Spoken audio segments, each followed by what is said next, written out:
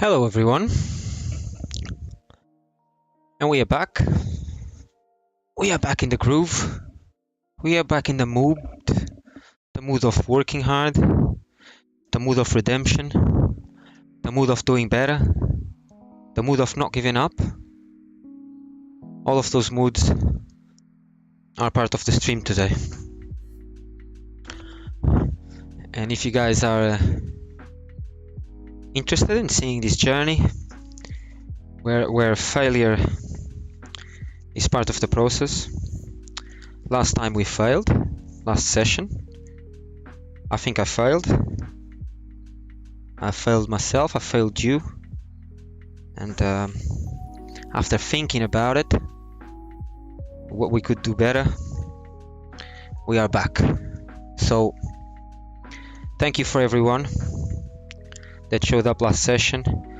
Our video on YouTube was blocked due to copyright infringements. So that's why if people want to see the video on YouTube, it's blocked. You won't be able to see it. I don't know what I have to do to unblock it. I don't know if I can unblock it at all. But it is what it is. We had an amazing person following the stream. Hey, take my data. Props to you. I don't regret nothing. He asks us to play a song. We played it. And I don't know, the owners of the song hit us with the copyright infringement. So if you're trying to see that last session, you cannot, but I can tell you that it was painful, and that's enough, isn't it, for you guys to know what happened. And we are live on Kick, we are live on YouTube. This is the Home Effect channel. My name is Fabio, and we are back to grind this challenge, guys, and hopefully improve on all of our mistakes, guys.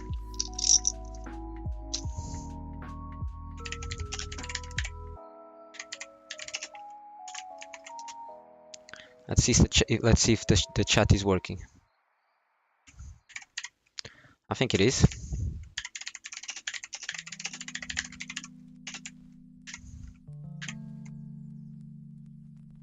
Let's go. So we are ready, and we're gonna start on smaller stakes than we were. We finished last session with 23 bucks. You can see it on the lobby. We managed to double up table 2 where we are after closing the session. It was a brutal session, guys. It was a painful session, but it's part of the process of growing, of learning, of trying to do better. And one thing is for sure, after having some conversations with my friends, you know, I'm not gonna give up. I'm gonna improve on my mistakes. I'm gonna try to do better. And yeah, I'm gonna put in practice what I've been working on to do better. And we're gonna start playing Omaha 10. Let's open the first table, guys. We're gonna open with 5 bucks because our roll is very small at the moment. So we need to grow this back to above 100 so we can play Omaha 25 again. At the moment we're gonna be patient, and we're gonna grind these stakes. Gonna open table 2 as well, as we normally do at the beginning of the session.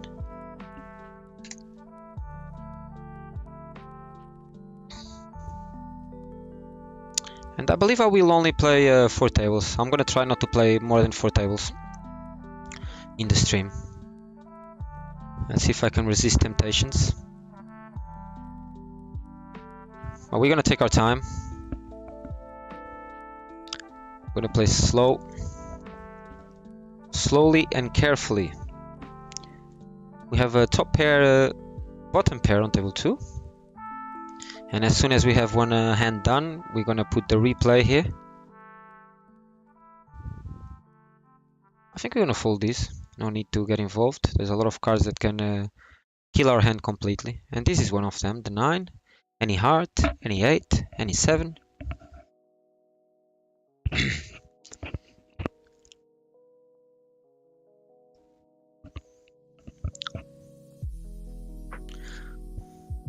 And we have a nice hand now, table 2.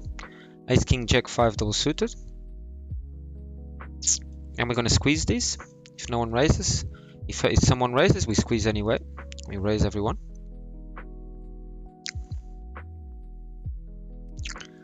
Let's see how many colors we have. 1 color, 2 colors, 3 colors. We're going 4-way to the flop. And this is the flop that we see. Jack 10 is the nuts. So we're just gonna check for now and see what's happening. And we are back, people. We are back to play the game that we know. And I believe we have to fold here. Unfortunately, we have a Jack blocking Jack 10, but still can be there. Jack 10 can be there. So we fold and let go of it. We're gonna open table 3.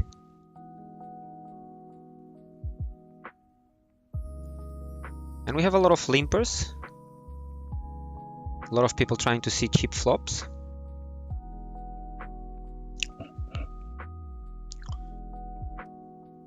And let's have a look at the 4-table screen. We have Ace, King, Queen, Queen on table 1. I think the best play here is to squeeze everyone as well, as no one showed aggressiveness or interest in playing this pot. With a good hand, we have a good hand and we're playing it. And we have a wrap. We're gonna pot and get it all in. It would be good if we can run good and hit a king, an ace, a 9, or a queen.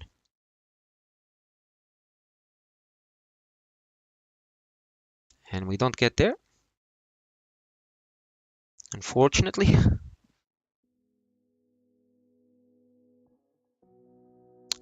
Let's see what we do in these spots. If we do better than before. Jack 8 here. The King of Spades and Queen of Spades are there, but we're gonna pot these and try to take it down now on table 2. Hopefully we can.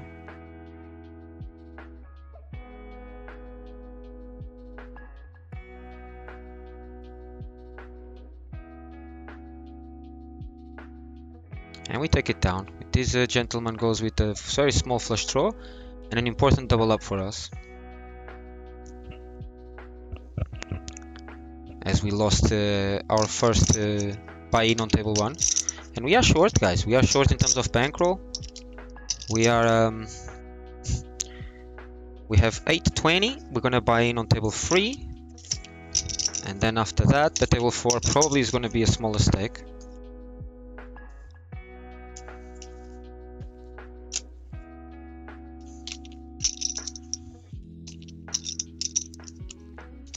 And as we saw on table 2,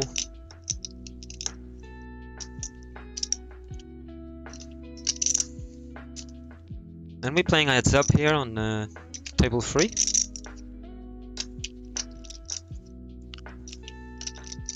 And we're gonna raise with the aces. First hand.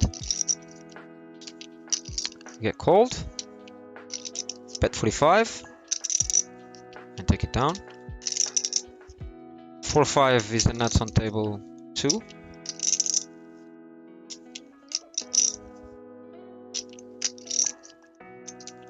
And we have to fold table 2.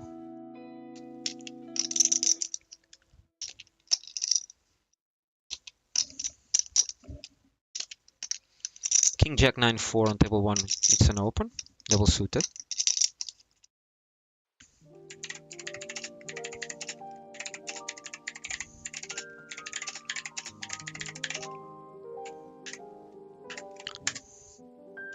And we have 2 callers, 3 callers, and perhaps 4 callers.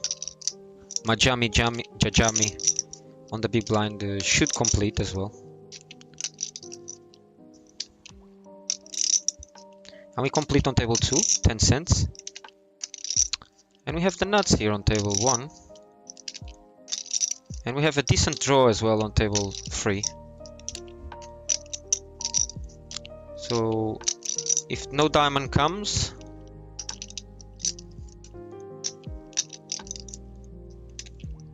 so we do have the nuts here. I think we have to go for it.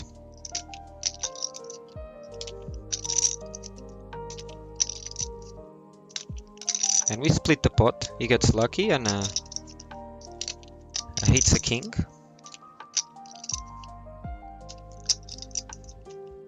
Better than seeing a diamond and losing it all. We split the pot, no problem. And we're gonna call these 75 cents here. Trying to hit a king or flop some good equity on table 1. And we don't, and we're gonna get out of the way in no time.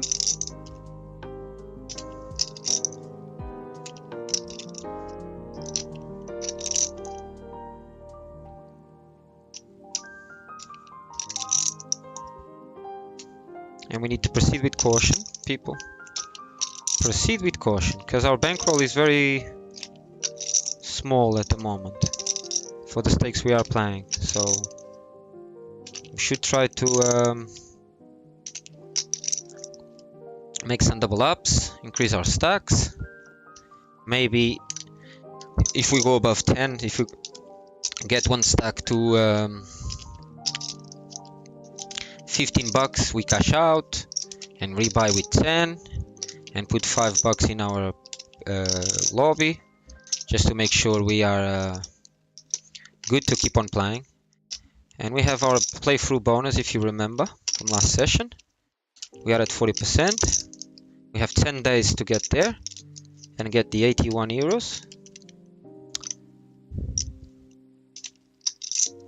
And guys, we're not gonna give up, man. We're not gonna give up on our challenge. We're not gonna give up on yourselves as well, on you, on people that are watching. And I don't want the time that you spent invested on watching this series to be just worthless, right? So I want to carry on, and if one day I feel like we cannot do it, and then I will write a post on social media and let everyone know that I'm done. But we are far away from that happening, and there's a lot of margin for us to improve still, you know. We didn't play poker at this level professionally for about 2 years, so we need to get into the groove. And there is no better way to get into the groove than playing the game. Just playing the game. Playing loads of hands. And we have the queens, ace, queen, queen on table 1 that we're gonna open. And we get called by Pepe Jock now. We flop a straight draw. There is 2 diamonds there though, so it's dangerous. We're gonna fold table 3.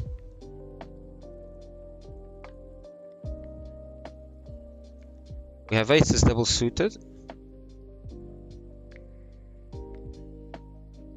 on table 3, and we could call here on table 1. Not sure. I think we're gonna call one time and see what's happening. And we're gonna raise everyone all in on table 3.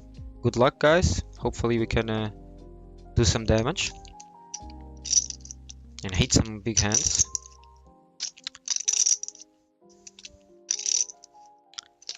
And we take it down. Luckily we take it down, guys, and we triple up on table 3.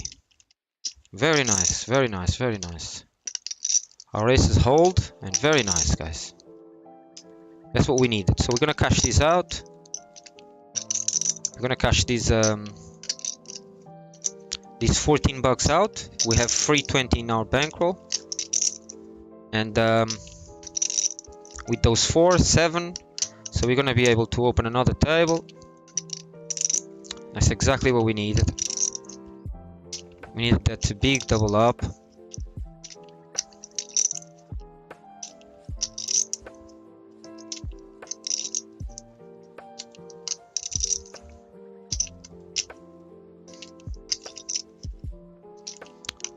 And here on table 2 I could start bluffing these, but I don't think it's wise.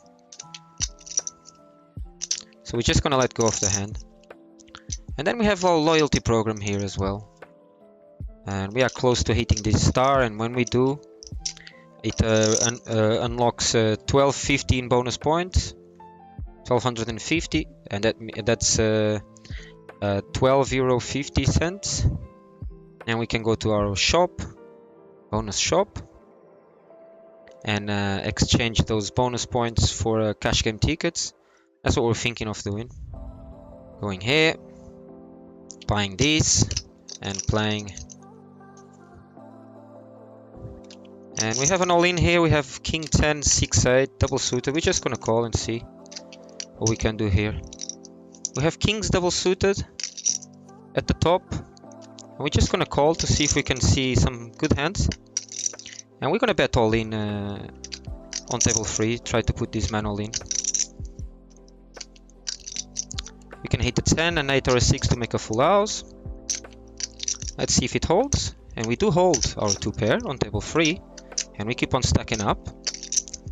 And on table 1, I could have raised the guy all in pre-flop, but I don't want to make these risky plays at the moment. He could have aces, although I think he's a recreational player and makes a lot of mistakes, as we saw in the previous hand. So these 20 here, we're gonna fold, cash this out as we said on table 3, open the table again. Buy in with 10, and we have a bit more money in our bankroll now to be able to play a 4th table. And I'm also considering increasing the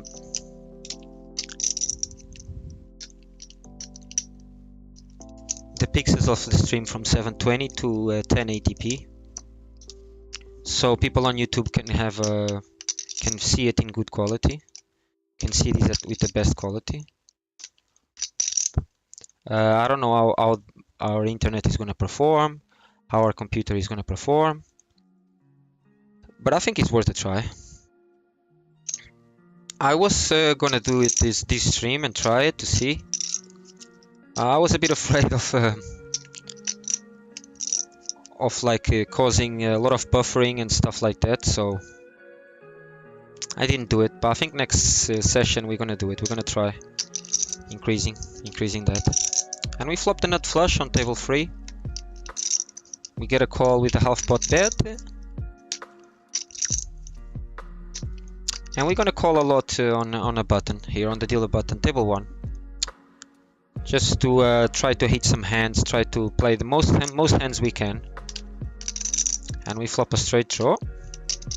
Because I think against these people it's important to see the maximum amount of hands you can, see the maximum amount of flops. So we can maximize our potential of making hands, of making money, because they often make mistakes. So we want to capitalize on that. Hope everyone is nice. Happy Friday, everybody. Hope you have a wonderful... I'm gonna pot here. Try to take this down. Doesn't look like anyone... Oh, Pepe Jock now seems to have a hand. He called. So I think we're gonna give up now. Yeah, we're gonna give up now. He could have like ace-9. We tried our bluff and it didn't work.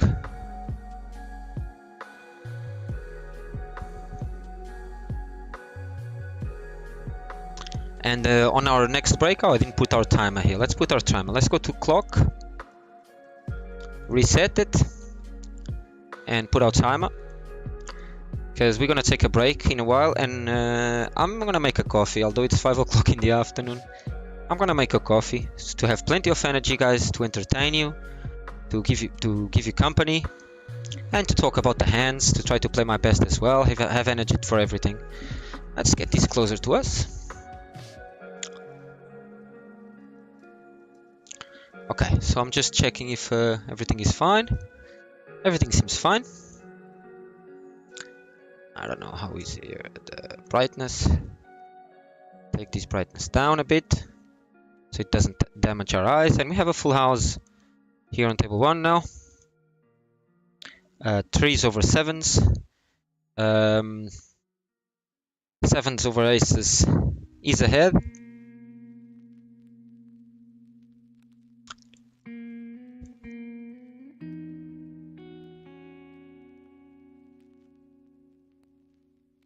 I don't think anyone has that. Oh, this is now bad news for us. So we gotta have to check here. Anyone with the 7 is doing very well. Anyone with a better pair than ours is doing very well. And we've been counterfeited here. Kings takes it down. And no one had a full house. But they do make it when the 7 comes. So our trees go instantly to the garbage.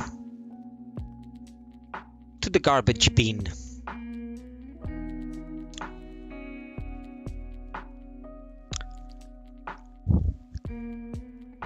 I believe I'm gonna stop these now and make a coffee, because I think I made a mistake not making coffee. I'm feeling a bit drained. I didn't sleep very well. And I've been working on a lot of things. So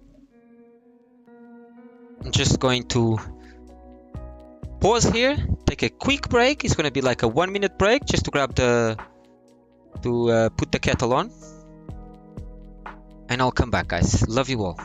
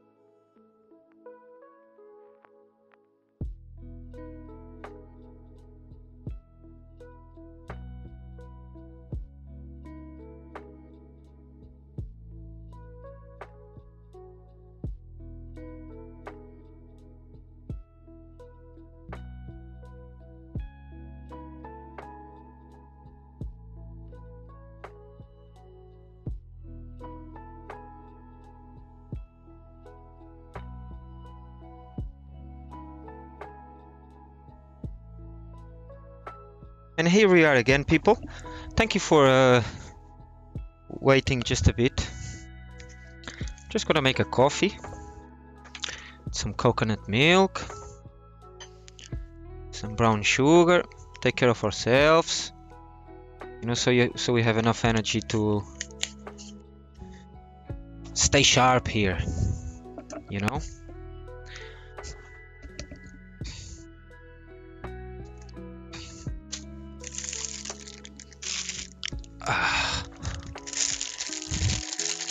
Hey, my brother, man, what's going on? Hey, take my data. I'm doing all right, man. I was just a bit sluggish, so I went to grab a coffee. How are you doing?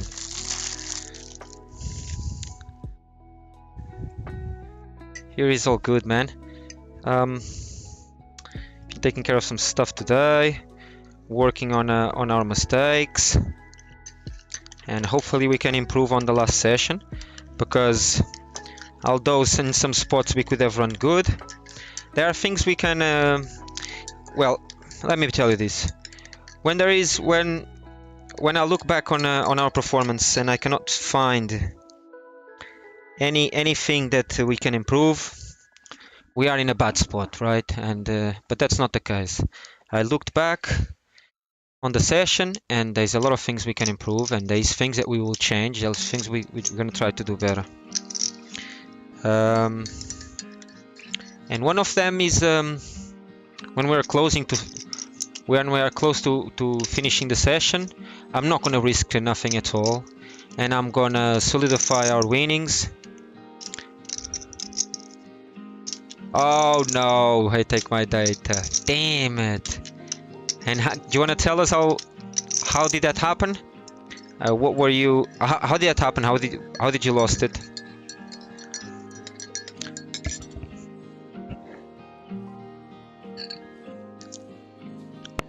And listen, brother, I'm praying for you. If you let us know if you want to open up, how did that happen?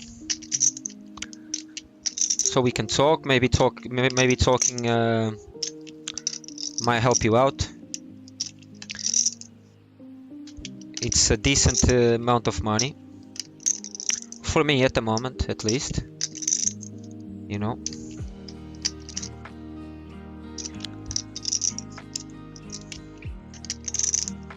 So I feel sorry for you, bro. Come on, man.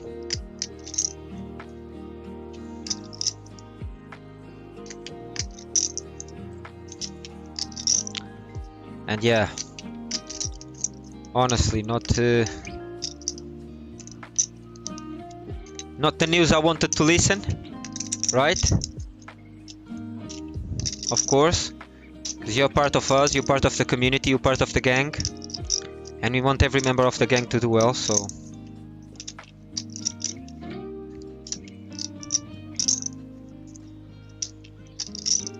Oh, I get you. And this was a roulette online? Or physical roulette? It doesn't really matter what, but if it's physical or online, but yeah. Oh man, shit, brother. Roulette is a tough game to beat, man. It's a game where we have no edge. It's a house game. The house will always win. So, come on, I want to help you somehow. I want to teach you this game, because at least this game we have way more control than playing on roulette. But first of all, I need to act upon it and show the results so people can trust me and trust my words on it. But yeah, I would advise you not to play roulette anymore if I'm anyone to advise you anything, because it's a house game. It's very difficult to be profitable long term. We can win something short term, but if we keep on playing, the house will end up winning. Always, unfortunately. But yeah, I feel your pain. You must not be in a good place. First of all, to start playing the roulette. And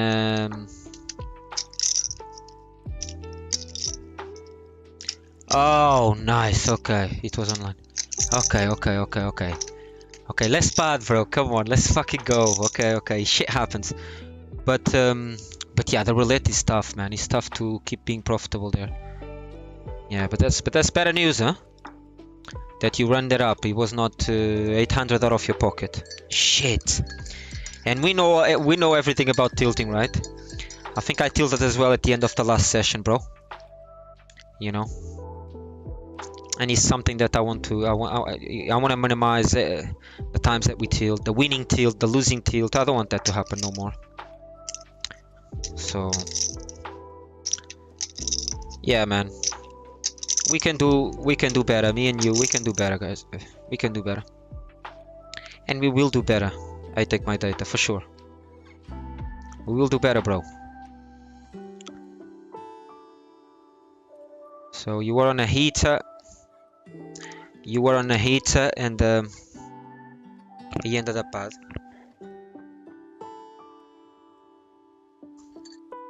Understandable, bro. But we together, huh? This community are together here, and to support each other. To support each other. I'm gonna raise the aces here. Single suited on table 3. And I appreciate you sharing. It shows a note, some signs of confidence in the community to share what's happening in your life. We flop a set of aces here. And we're just gonna pot this. Try to take it down straight away against 3 players. It would be good to get a call from ZZ Odi. And we do, and hopefully we run good. It's doing bad. Bad hit. But yeah, man. Let it go now. Well, lick your wounds. It's tough to let it go straight away. I know the feeling, bro. Like, but yeah, let's stop. First, let's stop talking about it, and let's. My strategy normally is just to entertain myself with something else, man. You know, let go of it. And if you showed up, if you showed up to the stream today, let me entertain you. Let's. Thank you so much. I take my data. Thank you so much. And let's get there. Let's get there. Let's show that we can do it, so then I can teach other people to do it as well. And I will, man. I will. And you, I will for sure invest my time to pass what I know. When I get there, I take my data. You know. If you wanna learn a way to get side revenue. Some side income, I'm ready, because you are here supporting me every day. I really appreciate your energy. So that's my goal, to try to pass this to other people as well. So let's fucking go, bro. Let's fucking go. Let's do the session. Let's take our mind out of what happened. But don't forget, like I did when I was licking my wounds last session, and yesterday I didn't play. It's important that we evaluate at least the situation, so it doesn't happen again, and that's important, right? And for me, was that, like, close to the end of the session, being aggressive in close spots, 50-50 spots, where I didn't need to. I could secure my wins close to the end of the session and live another day. You know what I mean? So that's what we want.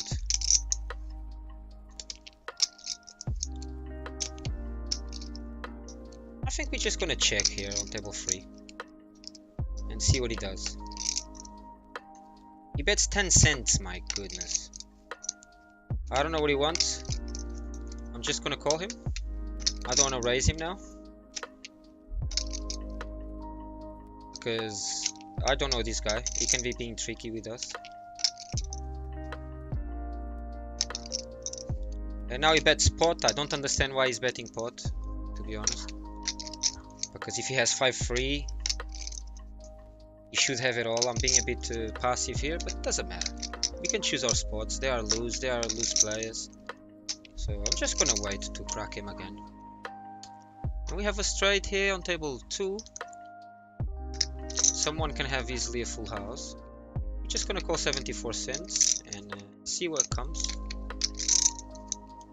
Hopefully he checks. If he bets, we fold. Now we have to fold here. 9-10 is ahead, although I don't think he has 9-10. I think he has a lot of 7-6, 7-8, stuff like that. So we're just gonna fold and let go of this straight. And he's the bottom straight. So yeah, thank you for your wishes. I take my day.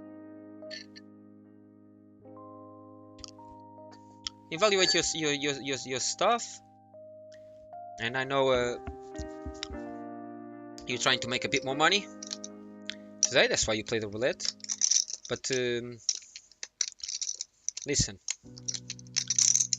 there is better games for us to try to make money, and poker is one of them. We have a lot more control than you. That is very tough. We can get lucky, but long term we always lose money, always. Our odds are very slim. 31 to 1 if I'm right. I'm not very big on roulette. I don't know much about it. I think it's something like that. So yeah. On table 4 we get raised here by this guy. I think we can go all in here. All doesn't make much sense. All in is the play. Let's see what he has. He has deuces, we need a heart. And we take it down with a straight.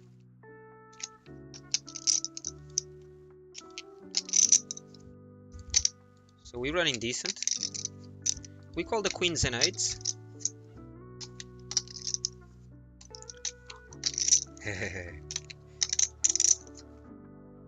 Let's go, bro.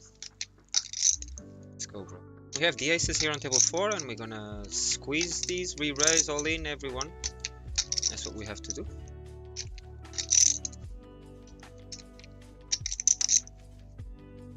And we're gonna check here table 2 to see what's happening. And the gentleman makes a flush on table 4. And we have 2 pair on table 3. And we're gonna bet pot here on table 2, try to take it down from him.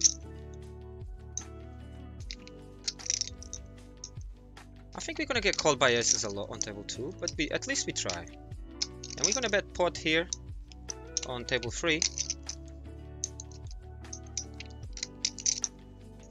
And we're gonna call this raise on table 4. And the heart is no good for us. I think he has a heart a lot. We love poker. The guy on table 3. He checks and we check back. He does have the nut straight.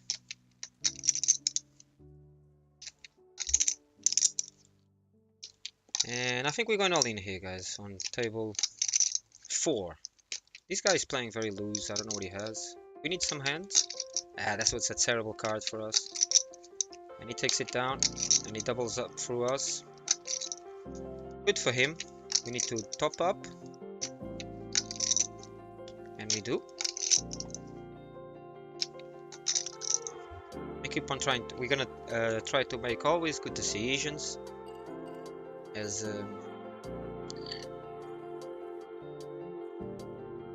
we cannot disappoint ourselves and the people watching, including you, my brother. I take my data. Let's go.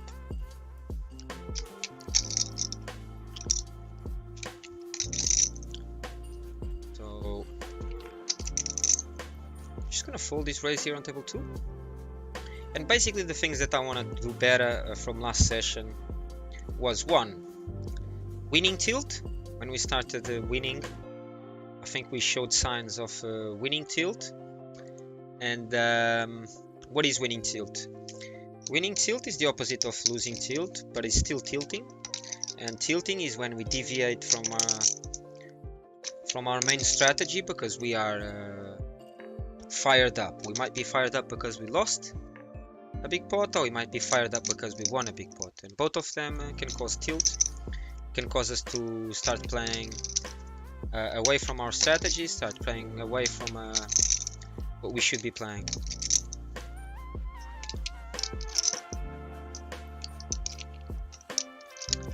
And funny enough, here on table 4, I'm afraid that the guy can have jacks or a set of 4s. I don't know if I'm gonna call this raise. We invested so little. We have top 2 pair. The guy raises us. What would he raise with? I'm just gonna fold. Let him take down and evaluate what he's playing with. And we're gonna squeeze on table 3 with the ace, king, queen, double suited. We let go on table 1, and we're gonna top up table 1 or no? No, we're gonna leave it like this. And we're gonna pot here on table 3.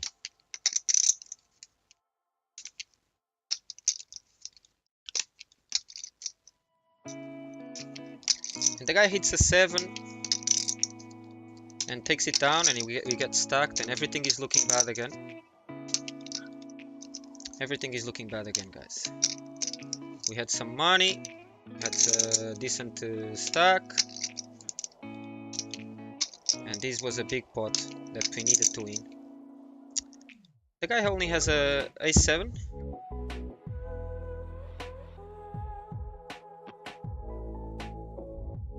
With the 7 on the turn, it kills us completely. And we played the hand as we should play it, so I don't regret nothing.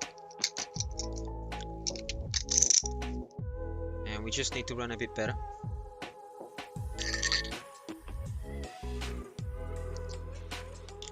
And we have $5 in our bankroll, so we are at risk, guys. We are at risk. As I said in the beginning of the stream, we finished that devastating session with 23-20. We started the session today with 23-20. The beginning of the session was nice. We started to chip up, but that run good is finishing so far. So we need to keep praying that it's gonna change again. Trying to do the best decisions, trying to play tight, get it in when we think we are ahead, get it in with the equity that we think we should get it in with, and that's the game. And long term, if we keep on doing this, hopefully we're gonna do well, because we're playing good poker. So as you can see, I can review the hand for you guys. Pre-flop was standard play with the ace, king, queen, 3 to squeeze, right? Standard play, and we were ahead of everybody with our ace, king, queen, 3 double suited. The flop is almost a perfect flop for us to shove straight away, because the deuce and the 3 shouldn't hit nobody that is calling. And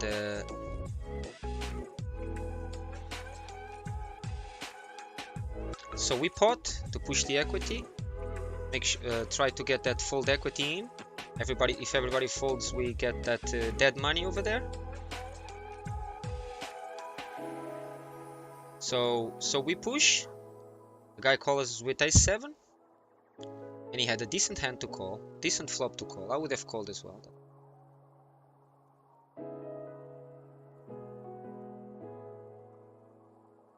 Especially against aces. He's doing well against aces. He needs a 4, a 5, a 6, or a 7.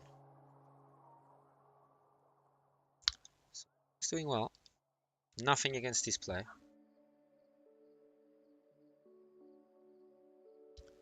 And we're gonna check here table 2 with the king 10 jack. Now we have king 4. Pot. If everybody checks to us, we're gonna pot. Guy bets 46. We're just gonna call. Double suited aces on table 4.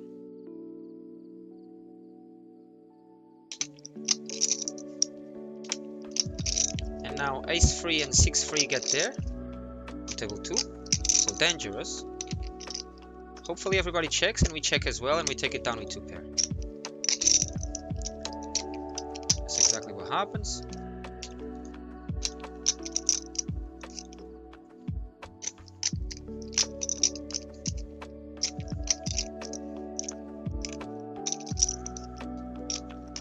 Need to play tight at this for now. We need to play very tight, guys. because our bankroll is very short at the moment. We don't have enough room to make moves or play aggressive plays that can go either way, and this is something I want to correct at the end of the session. Not doing those aggressive moves. Try to lock the profits, because at the end of the session we have a nice hand here on table 1, on table 2, sorry. We're gonna bet. We have also a nice session, a nice hand on table 3. I'm a bit slow at the moment. And I'm gonna pot here on table 2, continue to try to get it in. And we make a full house. I don't know what our friend has here on table 2. And our other friend on table 3 goes all in. We have queen 7. I think we are ahead. Only if he has queens he's dangerous. He only has a flush, so he's dead. Good for us that people are not aware of these full houses and stuff. We double up on table 3 and we double up on table 2. Table 2 was not a double up, but a very important pick up in terms of chips. And we need to slowly grind these up. Slowly and surely, guys. Slowly and surely. With caution. Proceed with caution. We fold in table 1. We have 2 pairs on table 4, so we're gonna pot and try to take it down now with the 8-5. We also have a flush draw with a 7 high flush draw. Let's see. And we take it down, chip up to $5. And here on table 1 we have 250. We are a bit short, but we're gonna apply the same strategy of the other tables. Proceed with caution. Proceed with a lot of caution. And we have a straight.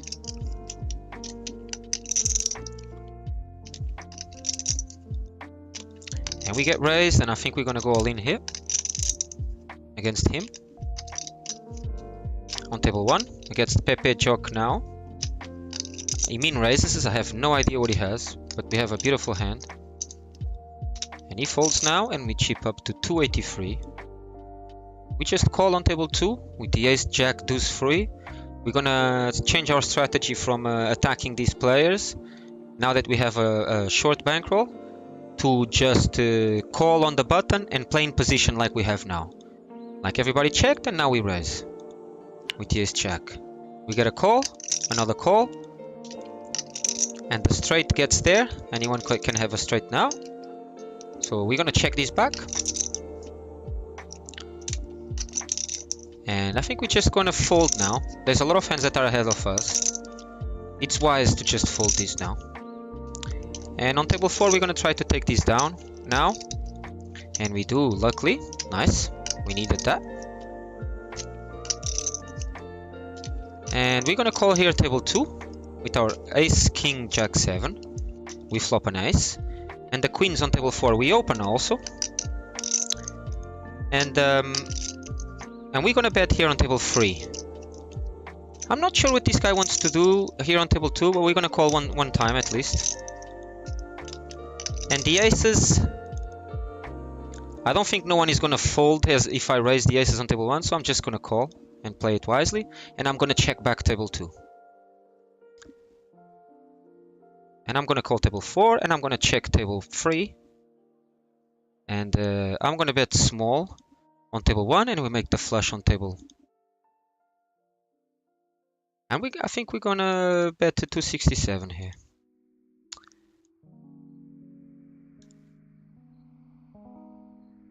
And I think we have to let go of table 3 here. The guy has a straight, there's nothing we could have done. And we fold the queens as well on table 4. And as you saw here on table 1, if we raise the aces, we hit a nice board. We didn't raise. We prefer to play it wisely, not wisely, but tighter. just because of the reasons that I mentioned of our bankroll. And we folded here the bet from the guy on the flop on table 4 with the queens. The king is there, 2 kings. So I'm not sure if anyone called this bet here. I don't think no one called this bet when we had the flush. No, the guy calls the bet. The guy calls the bet. Nice, nice, nice. Okay. And we pick up here. I think we're gonna cash out here on table 3. On table 2, sorry. My brain is still trying to warm up. Eventually it will, hopefully. And we have one guy playing in 3 tables. This guy called ICUE. ICUE. And he has been playing against us, fighting back and stuff like that. We need to pay attention to him. We're gonna bet pot here on table 2. And the guy calls us with 2 8s. At least we know that this guy calls very light. And table 3, we're gonna try to take values with our queens. We get raised. I think he hits 9s or jacks. I don't know what he has, but we have to fold. Table 4, we call the big blind. And we flop an ace. He bets 15 cents, we call. Table 1, we have a nice hand to squeeze. We do. And we bet 45 cents on table 4. Hopefully he folds. He folds straight away. Nice. We needed that pickup. A little pickup of chips. We have ace, jack, jack 8 double suited on table 4. And we're gonna fold here table 3. Let go of these. And on table 1, we have a dangerous flop. We're gonna bet small. Hopefully he folds straight away. If he doesn't, it's trouble for us. Because we are short and we cannot keep on bluffing this. We get raised. We fold. Give up. Surrender. The art of surrendering. On table 1. And we raise the big blind on table 4. And the guy folds. And as soon as we pass the button on table 2, we're gonna cash out. Just to lock those little winnings in there. And we get min raised here on table 1. We're gonna call for 20 cents. We don't flop much. We need to be careful. He bets pot. I'm just gonna fold and let go. And now we cash out table 2. And we rebuy with 10 bucks. Because you have to rebuy with the max after you cash out profitably on one table, And we get raised here on table 3 by the same guy that has been raising us multiple times. And this is a nice hand to call and try to crack him up. And I think it's good enough for us to go all in if he bets. He checks. And we're gonna bet 255. Which is pot in this case. He folds and hopefully he thinks twice next time he tries to attack us.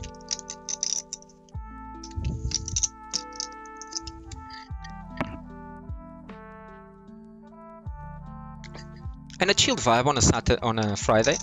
My god, my brain is so mushed up. So I need to wake up my brain and I need to go do some exercise as well. I didn't do my exercise today. It was a very busy day today. A lot of phone calls and stuff. Let's see our friend Audi R8 what he does. He folds his small blind. And table 1, I don't know if we should buy in here. I think we're gonna buy in here. Yeah, we're gonna buy in here on table 1. Buy in, top up. We're gonna top up to 5 so we don't get bullied by this guy here, Pepe Jock now.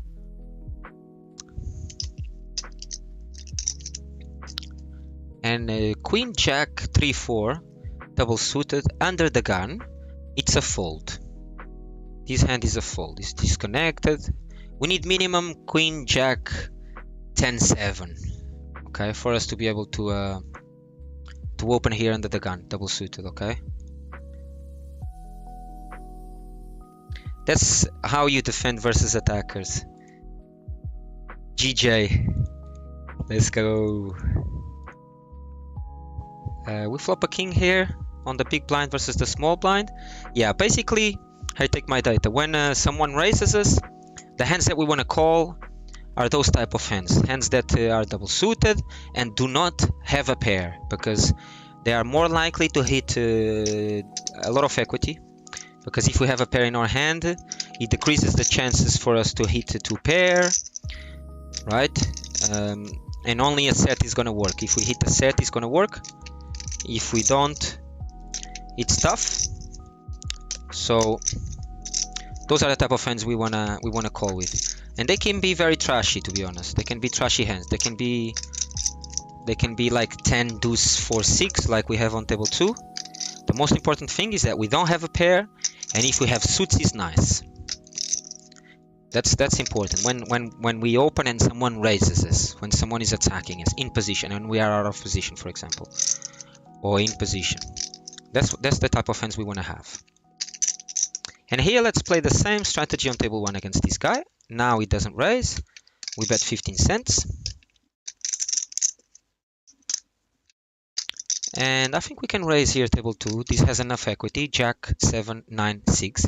It's pretty connected, pretty close together. And it's double suited, so we're going to raise here. Everybody just wants to play small, but this is a decent hand to play a bit bigger. We don't flop what we wanted, although it's still our range. So we're going to try to take it down with a little bluff, and if he calls, we stop. He calls, we flop a 6.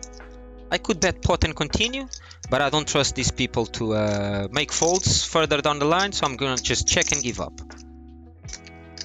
He checks, and we make a small straight. Jack 9, the spades are there. Let's see if he checks back. If he checks back, he might be ours. He doesn't check back, he doesn't want to check. And table 1, I'm not sure. I'm going to try to take some value still out of our 2-pair, and I have to fold table 2 because of the flush. He bets small, I think he might have a flush. I just fold. And table 1, the guy can have 4-5, have a straight 4-5, but he doesn't. Good for us, we take it down. Table 2 is a fold, 5-5 7-3 is trash hand. All of these small hands are trashy hands. Table 1 we have an ace and a pair, which is more than enough to try to steal the blinds from the button, from the dealer button. So we do open. The small blind calls. He's a very loose player, and he has a lot of money, so I understand that he doesn't want to fold. The flop might hit him, and he has a lot of money. He seems to be a sticky player. I'm just gonna check back, and we turn a flush draw. We need another club. So if he checks, I check as well. He doesn't check, we fold, so we don't spend any more money. Because we want to keep our stack healthy in order to make some moves or to make money when we hit a big hand against them.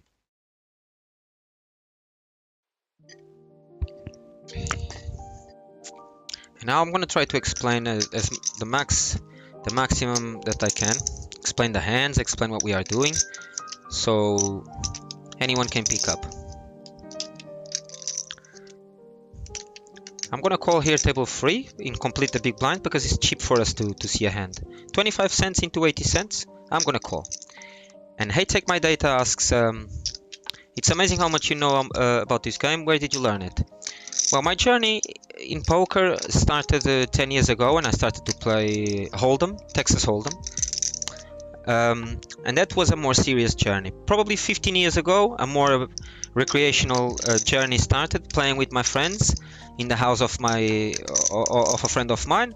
Everyone was putting 10 pounds, 10 euros. It was in Portugal. 9 players, 10 euros each, and the 3 players left at the end take a bit of money, being the first player to take the most.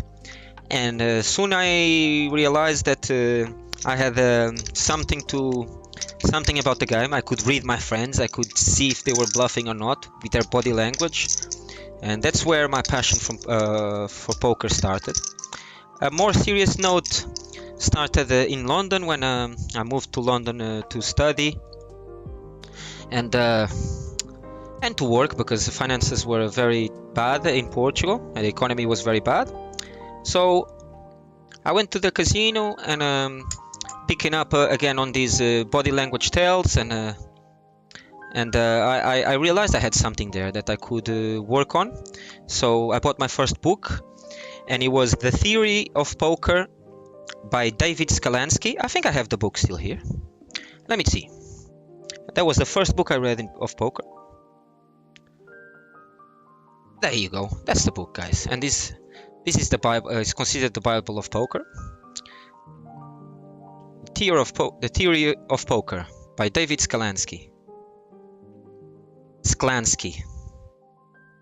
Yeah, that's the book. That was my first poker book, and I just gobbled it. I gobbled this book. And table 3 we have top 2 pair, and table 1 we're gonna raise with ace king 10 8, and we're gonna complete on table 2. We just flop a queen, and it's not enough. So this was my first book. And we're gonna go all in here on table 1, and we flop top 2 pair. Yeah, after reading this book, what does it says? It says, well, the guy called. I don't know what he has. He makes a flush. He hurts, but it is what it is. He makes a flush, guys. He doesn't give up and makes a flush. Lucky him. Ay. We needed that pot. Oh my god. It is what it is. And here on table 1, I think we have to call at least one. And I think we'll have to call again on table 3. We have 2 flush draws, a straight draw. We cannot give up off this hand now. And we call. And we lose everything. And our bankroll is very tight at the moment. Unlucky in every single situation. And we cannot even rebuy, guys. We are very short. Very short. Unlucky on table 1. The flush comes. He had nothing else to go for. He only had a flush to go for. Only had the flush to go for, guys. And what was his equity? He had 23% and he gets there. Ay. It is what it is. It is what it is. Let's see if we can chip up. But we're doing everything right, so no problem. No regrets so far. And here on table 4, well, table 3, we have ace king. We're gonna try. Ay. And we're gonna pot table 2 with ace king, table 2. And the spade comes again. And we check. And he doesn't have nothing that beats us. Good for us. And table 3, we're very depleted. But we flop, I think, a good enough equity for us to go all in here. We have 9-10 and we have a jack. We get raised by Makanake. We turn 2 pair. I don't know if anyone has king 10. If anyone has king 10, we need the... Now we have a straight, but the club is there. Someone has clubs for sure, so I think we are dead there. Table 4, there is a jack over there. She's good for us. We're gonna bet just half pot. And we get stacked here on table 3. And unfortunately we have to take our time.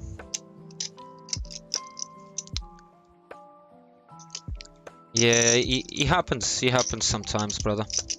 Man, you're always ahead, but then magically they hit. Heads up. It's more important to make the right choices than winning every pot. Absolutely right.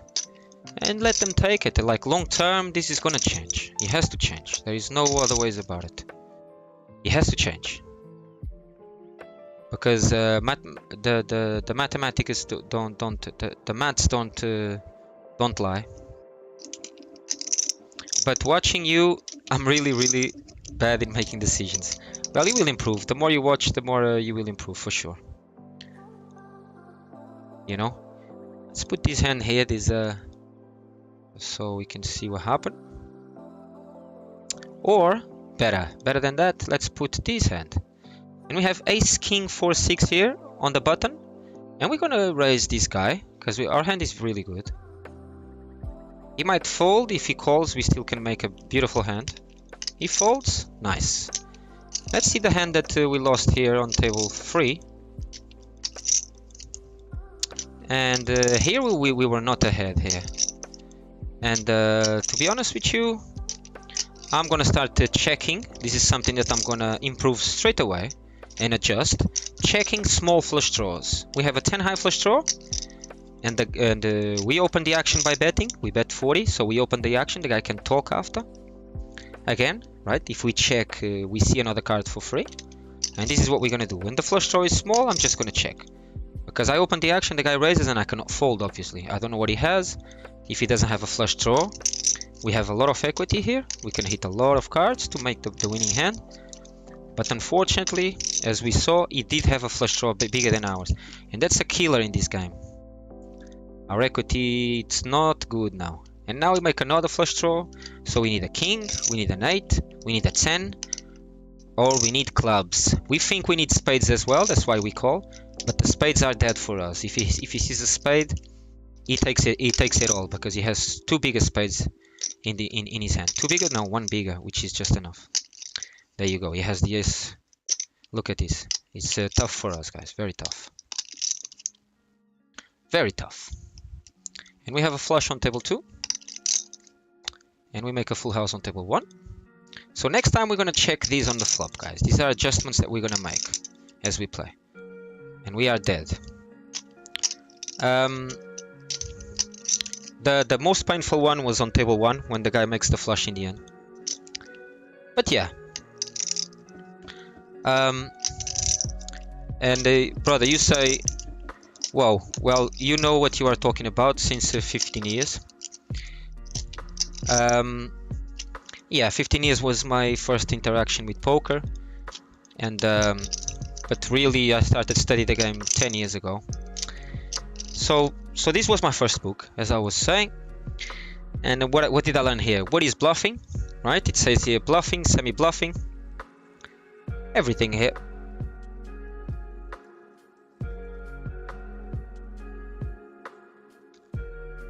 And yeah, like pot odds, I didn't know what was pot odds. Pot odds, like, so the value of deception, free card, slow playing, position, reading hands, and much more. This book is amazing, man. This book is a Bible. They call it the Bible of poker. We have double suited aces. So my study started there. My study of the game started there. And on table 2 now, we have 2 5s in our hand. I think we can try to bluff these and pretend to have 5 free. So that's what we're doing. We bet pot. And hopefully everybody folds, and everybody folds. And we have a decent hand here on table 1 with a overpair and a nut flush draw. And I think we need to check now this. It's getting dangerous. And another 7. The 7 was a perfect card for us. We're gonna... I don't know if we should call this. He might be bluffing. I know 9-6 gets there. King 7. Maybe we have to fold this. And that's, I think, what we're gonna do.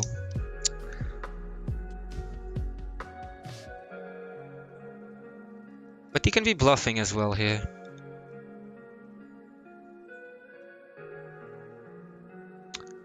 So I'm gonna call one time.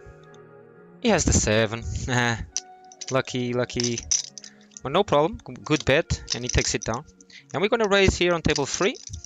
I think I could have folded instead of getting sticky there.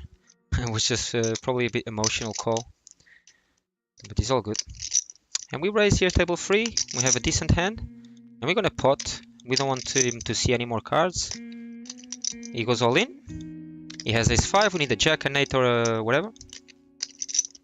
And he takes it down and wins everything. We were 50-50. Unlucky there. Unlucky there, guys. Unlucky there. Yeah, bad call on table 1, and here nothing. We played well. On table 3 we played well. That's how we play that hand.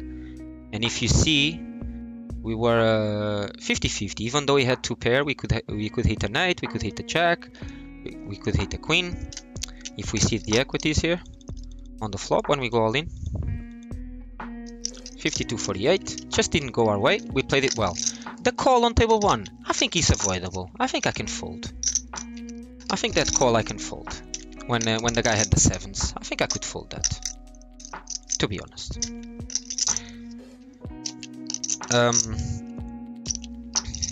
So we're gonna cash out here on table 3 and rebuy for on table 2, sorry. And we have 1381, and we're gonna rebuy on table 3. And here on table 1, this is a hand that we're gonna try to get it in. Since the guy was playing some strange hands, he played the 7, 5, 6, 10. Hopefully he doesn't have a hand as good as ours now. Ace, king, queen, jack. He re-raises. It's possible that he has aces or kings. Let's see what he comes with. Oh, this is a terrible flop for us, and I think we're gonna get stacked here. I don't know what he has. We need help with the diamond. Only a diamond can save us here. And still, someone can have a full house already. So let's see. And the diamond doesn't come, we are dead. For sure we are dead over there. Yeah, the guy makes a full house here. Ay, ay, ay. Tough, tough, tough, tough, tough. So we're gonna cash out here. And we're gonna rebuy here. And we're gonna rebuy here. And this guy Zoro is playing some aggressive game.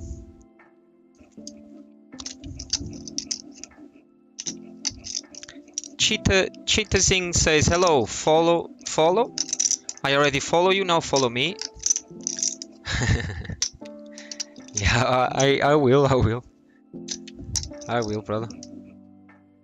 I will. I need to go to Kick and follow you. Why not? Spreading the love.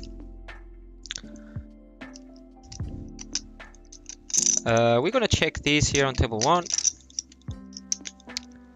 And if everybody checks now, we're gonna try to take it down. The little bluff here on table 1. We get raised, and we have to let go of the hand. This guy likes to check raise, so we need to pay attention. Things are not going really, really well this session, but we still have room for improvement. And I think we cannot rebuy because we need minimum 10 with the table that we closed. So we're gonna open this. And we're gonna open another one with this.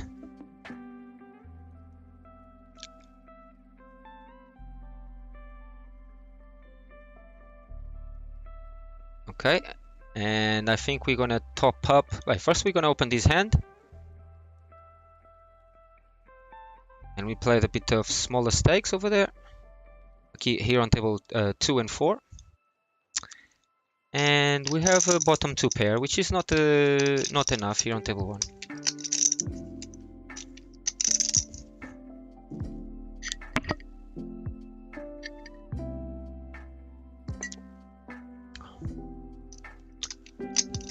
And we have to check again and get ready to let go of the hand. We have one guy on our left that is quite tricky. He's making some moves. We need to pay attention to that. And here we have top 2 pair on a table 3, king and a 6. Well, we have a 3 as well. We have 3 pairs. We're just gonna call. We don't wanna raise yet. In case a 7 comes or a diamond and he has 4-5, I don't think he has it, so we're gonna bet because he checks. And he folds. He gave up on it very quickly. And we need to be patient, just patient. And hopefully the stacks will grow.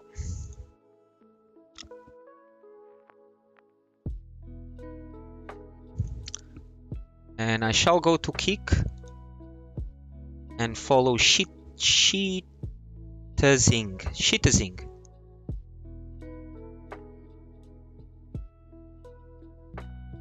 Why not? You know? We have to be here for each other. And we're gonna open here table. We have a decent hand now here on table 1, but we have to check first and see what they do.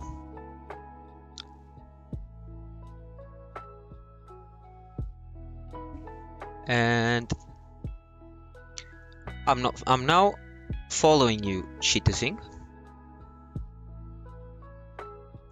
And we flop 8s with the flush draw, and we're gonna call here the pot bet on table 1, hopefully to hit something. We don't hit nothing, we have to fold.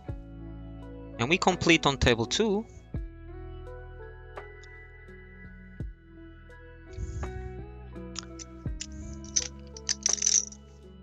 And we need to be focused, keep on being focused. Try to get this bankroll up. That's what we need to do, guys.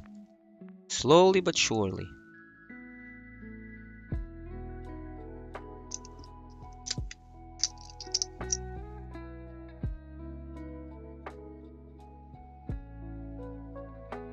Oops. I took a bit too much time. And we have a decent hand here on table 3. Let's see what the guy does. He bets pot. I think we have to call. And we flop the straight. Hopefully he had kings or queens. He doesn't have a flush. But now with the queen he has a full house for sure. So we're gonna have to fold. He bets pot, we fold. He plays very aggressive, this guy. I don't blame him. Playing in these stakes, you want to take the most value that you can. On table 1, we have the ace 10 jack jack, and we're gonna raise Zorro. Let's have a look at, here at our kick. Minimize kick. And we get raised by Zorro now. I think we're going all in with the jacks, guys. GG. Let's see if we are lucky, if we are ahead of him. Yeah, it's the second time that he does this. He has aces now. He has aces dominated now. And he takes it down, guys. He takes it down. Good for him. Take my data. And we're getting cracked everywhere, guys. Everywhere. What can we do? I think we'll have to probably top up. That's our only option. That's our only option. As we are very depleted.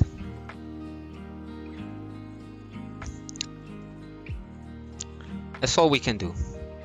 Top up. And try to run better. Because they are running us over, guys. So far.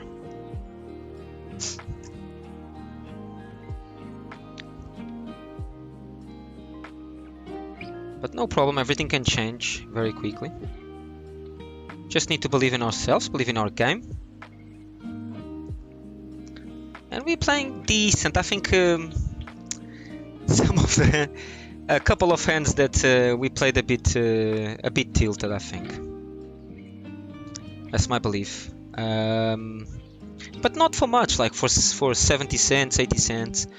The rest of the hands that we played, I think we played decent. We just didn't run good in a big pot when the guy hits the flush on the river. And if that doesn't happen, we would have enough money, we'd be cool. But this is the game. The game has variance and we have to deal with it.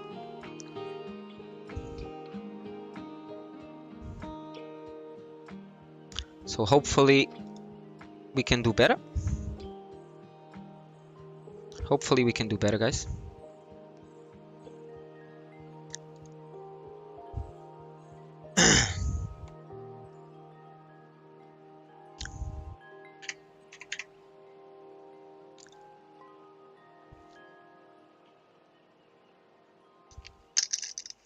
And we will do better, guys. We will do better. It's just the variance, guys. Variance changes and we will be okay.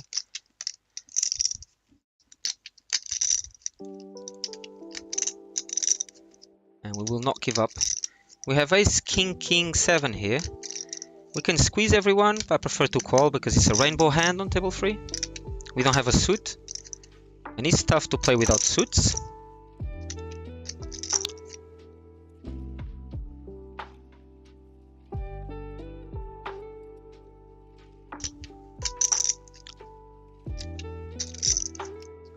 And then we have to update the investment. We invested already 180 with this top up instead of 160.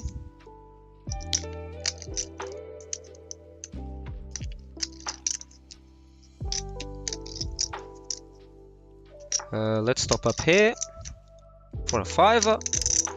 Let's close these small stakes because we're gonna risk playing with half stacks and playing for a bit better stakes.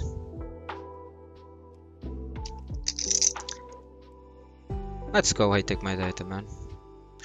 It's another story to have you here. Everything feels better, bro. So let's go. I top up 5, half pot, close, and our investment is 1. But we will get there, guys. Even yesterday, I was reading some stuff on failure, right? And failure is totally normal when you're trying to be successful. It's totally normal, guys. So if you fail, don't worry. Honestly, don't worry. Doesn't matter how many times you fail, and that doesn't define us. What defines us is how many times we get up from failure, how many times we work on our game to get better and stuff like that. That's what it defines us. And I'm not gonna stop working hard. So let them come.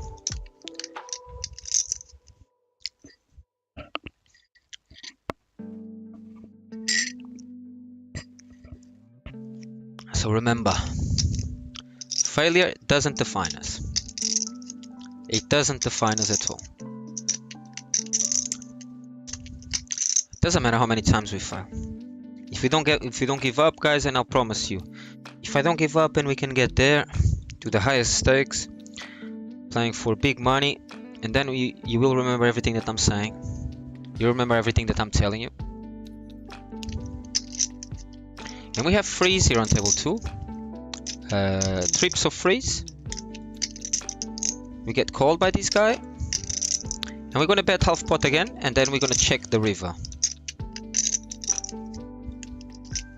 If we get raised, we have to fold.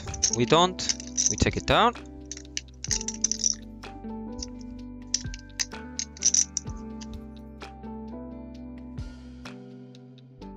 And we do have time.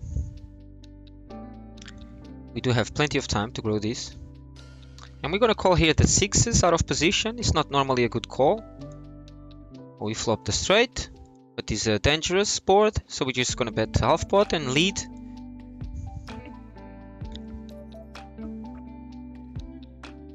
Oh man, you are a superstar. I take my data. You are an absolute star, bro. We're gonna carry on, huh? We're not gonna give up, bro. And we together. We together on this. We together on these, man. For sure. So on day 5 make it, I'll share the glory with you.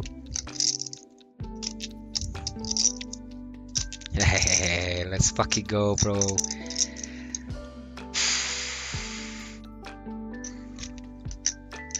Yeah, we can do this, man. Let's raise this double suited hand. Let's go, bro. Let's fucking go, brother.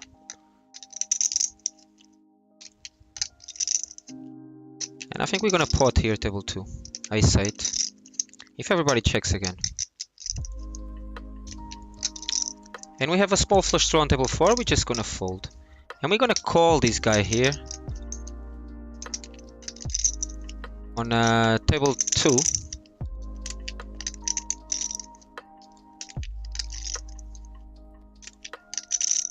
And we have a set on table 3. We have a beautiful hand here, Jack 10, 8, 7, but we have to fold. And we're going all in on table 3, guys.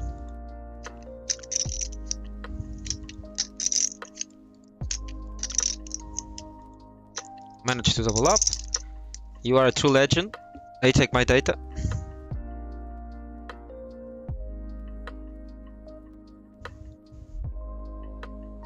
True legend. Hahaha, let's fucking go. Yeah, only thing you're not allowed to do is quit. Let's go. Let's fucking go. Check these here on table 2. Top pair, bottom pair. Trying to get more equity. He bets 60. I think we can call these one time. And now we make a straight. Let's see what he does. And we're gonna bet 150 to see if he can call. He folds.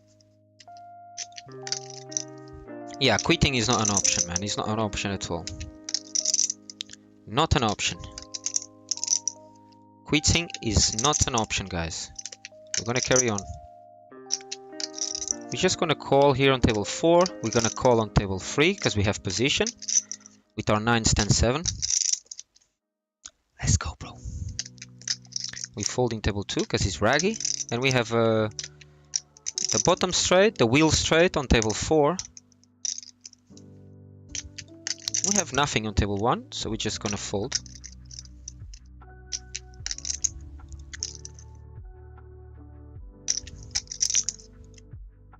On table 4, we're gonna bet 75%. And oh wait, take my data. Yeah, the video was blocked on YouTube. The last video because of copyright infringements. Don't you worry, brother. It's all part of the love involved here. At least we got to listen our beautiful song. And that's the most important thing. And we're gonna squeeze here on table 2.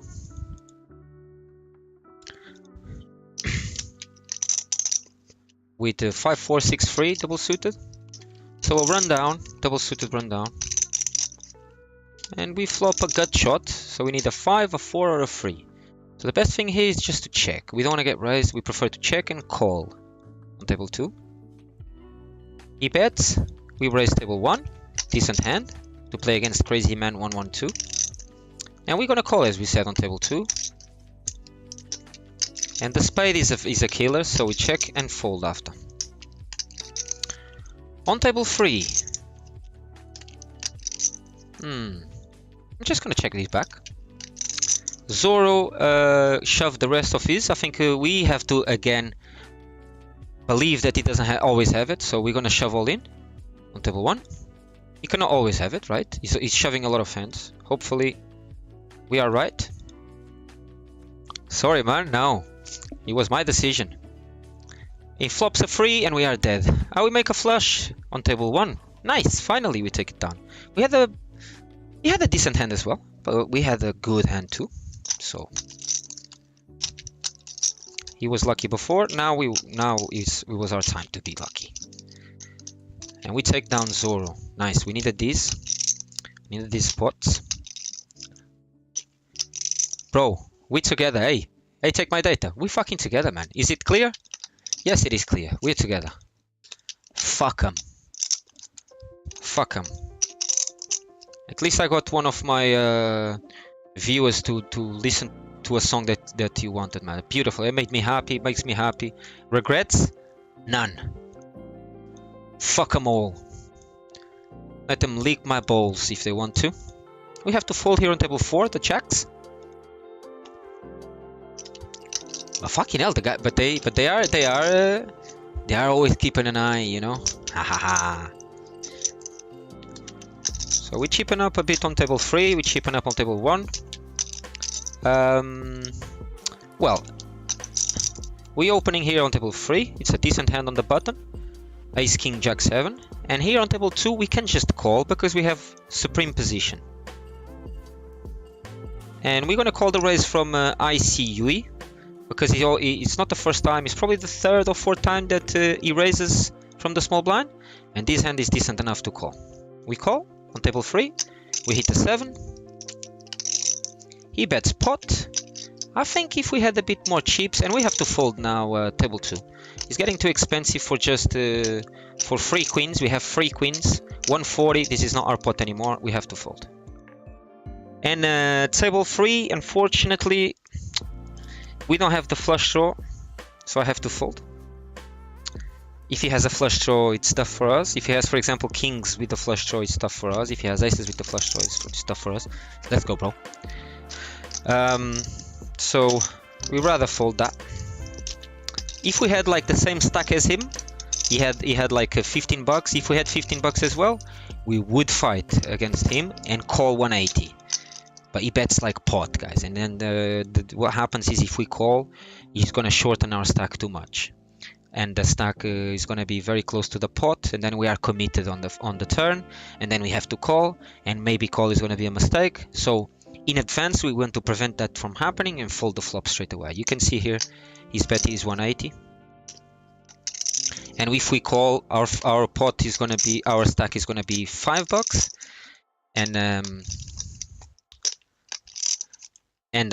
our stack is gonna be 5 bucks, and the pot is also gonna be 5 bucks. And then we cannot fold a lot of hands, guys. It's gonna be very tough. I don't want that to happen. We have aces on table 1. We're gonna squeeze everyone and get it in all in. We want to get it in aces normally heads up. We don't wanna play multi-handed because our equity shrinks with aces. And we have a hand to squeeze here on table 3. And we're gonna go all in, obviously, on table 1. And I think we can squeeze here on table 3 with this hand. And we take it down on table 1. We squeeze everyone on table 3. We have one caller. I think Gata is gonna call as well on the button. And we flop 2 pair, and we go all in again on table 3. Pot. Top 2 pair should be enough. I think someone might call us with a draw. Oh my god, he hits the 3. My god. And he cracks us, man. We needed that pot, man. Look at the big pot, man. Jeez, we're not being very, very lucky, are we? He hits the 3 and tells us to rebuy. Look at him, rebuy. He's saying, okay, bro, I will rebuy. But let me tell you that don't think that you... Look at him. He has enough, he has decent equity, 43%, a 9, an ace, a 3, and that's all. A king as well, if he hits a king. A king is good for him. But unfortunately, the 3 kills us straight away here. And we are with a jack left to make anything, or a 10. Very tough. Very tough, guys, unfortunately. We played the hand beautifully, nothing to be said about the hand, nothing to change. We played the hand as it's supposed to be played. We took the gamble. And here, because we just lost one hand on table 3 and everybody saw it, we're not going to try to bluff because they will think that we are tilted. So it's better not to try to bluff after we lose a hand. We make a flush. This guy bets 21 cents, we call. And now we're going to make fun of him like he make fun of us. We're going to say, check the VAR, guys. Check the VAR. Look at him calling us a fish. Yeah, that dude is just lucky. Say, hey, take my data. It's part of the game. Luck is part of the game, and the less we feel these hits, the better. To be honest, we should not think anymore about it. And to be honest with you, in the beginning of the streams, it was getting into me, you know, when they were winning and shit. I don't want it to get into me no more. Let him be lucky if they want to be lucky. Fuck it. I'm gonna be here for a longer time, and let me tell you that the longer we play and the longer they play, the more money we make and the less money they make and the more they lose. That's just how it is. So let them be lucky. Nothing to do with my life, and I think we're gonna go all in here on table 4. Ace 10 should be enough. He bets 40% of the pot. We have not much in our stack. We shove on his face. And on table 2 we called, we wanted to see a queen or a heart, none of them came. I don't think we can bluff these. So I'm just gonna check. And the king comes on table 4, but we are not out of danger yet. Because he can hit some crazy whatever he has, I don't know. I think he can hit it. But he doesn't, so happy days for us. So this is what it is, guys. We define the strategy, we study the game, and the longer we play, the more chances we have of our edge being played. So we're just gonna continue. Regardless if we win hands, if we lose hands, nothing is gonna change. Yes, brother. Let's together let it go. Let's fucking go, bro. Let's together let it go. Yeah. Let's together let it go, bro. Let it go. It's in the past. Fuck it. Fuck it. Happy Friday, everyone. Welcome to the Home Effect channel. And we have a straight draw here. We have a complete wrap on table 4. He bets very small. I think we're gonna raise just a little bit. Because we have a lot of good hands to hit. A king, an 8, a 9, a queen. He bets very small, Gata. And he's the person that was making fun of us. Now we have queen 8. Wait, I just took a bit of time there. Now we have queen 8, and he's the guy that was making fun of us, calling us a fish, telling us, oh, he's calling everyone a fish. This guy, Gata. He can have king queen. So we're just gonna check, okay? We're just gonna check. Because king queen is ahead of us. And now with the flush, we're gonna bet pot. I prefer to bet pot because he might think that we are bluffing. He call us.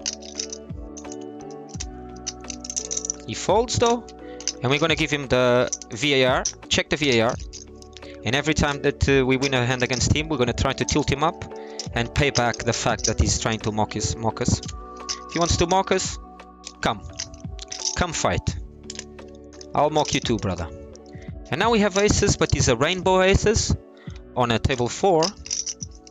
So rainbow aces are difficult to play post flop. And I'm sure that if I bet this big, if I put 150 pot, everybody's gonna call and it's gonna be tough to play post flop. So I'm just gonna call and try to hit an ace.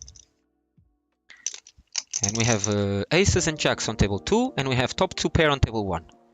Look at this. It would be very tough to play this post flop if we raise table 4. Very tough. You know, and these guys are sticky as fuck, so it's better to just check. And I think we're gonna try to play the ace of clubs card if a club comes. And now on table 2, we can raise because when we bet pot is gonna be much bigger. Look, 290. A lot of people are gonna fold now because it's more expensive. So we're gonna bet 290 on table 2 with the aces and jacks, and we're gonna fold table 4. And on table 1, we're gonna pot again with top 2 pair, 8s and 7s. Pot for $6. One guy folds, crazy man folds, and we take it down. On table 2 now, beautiful hand that we have, but let's see if it doesn't get cracked if anyone calls. Friends, 666 goes all in, and this is the outcome that we wanted. Let's see if we run good or bad.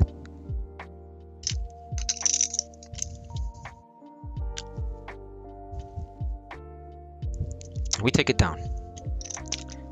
He was close, huh? Well, the flop is not bad for him, huh? 4-5 and the flush. He had some equity there. He goes our way, the 50-50. Good strategy. Let's go, bro. You're the man, mate. You're the man. Look, he's saying check the VAR. Nah, don't check the VAR. It was a clean goal. No offside, no nothing. It was a clean goal. Clean, very clean goal. And we're gonna bet here a bit big on table 1 to try to take everyone out because the flop is dry as fuck. And Pepe Jock now raises, and now we have to fold. We can call 125. The problem here, I think we're gonna call 125. Why? The pot is 520. We just have to put 125 to hit a queen or a 4. I don't think the 4 is good. We call. We hit the 4. The 4 might not be good, guys. If he has 6-8, we are dead. Right? We have the Bangkok straight, the small end of the bottom end of the straight, and this is no good.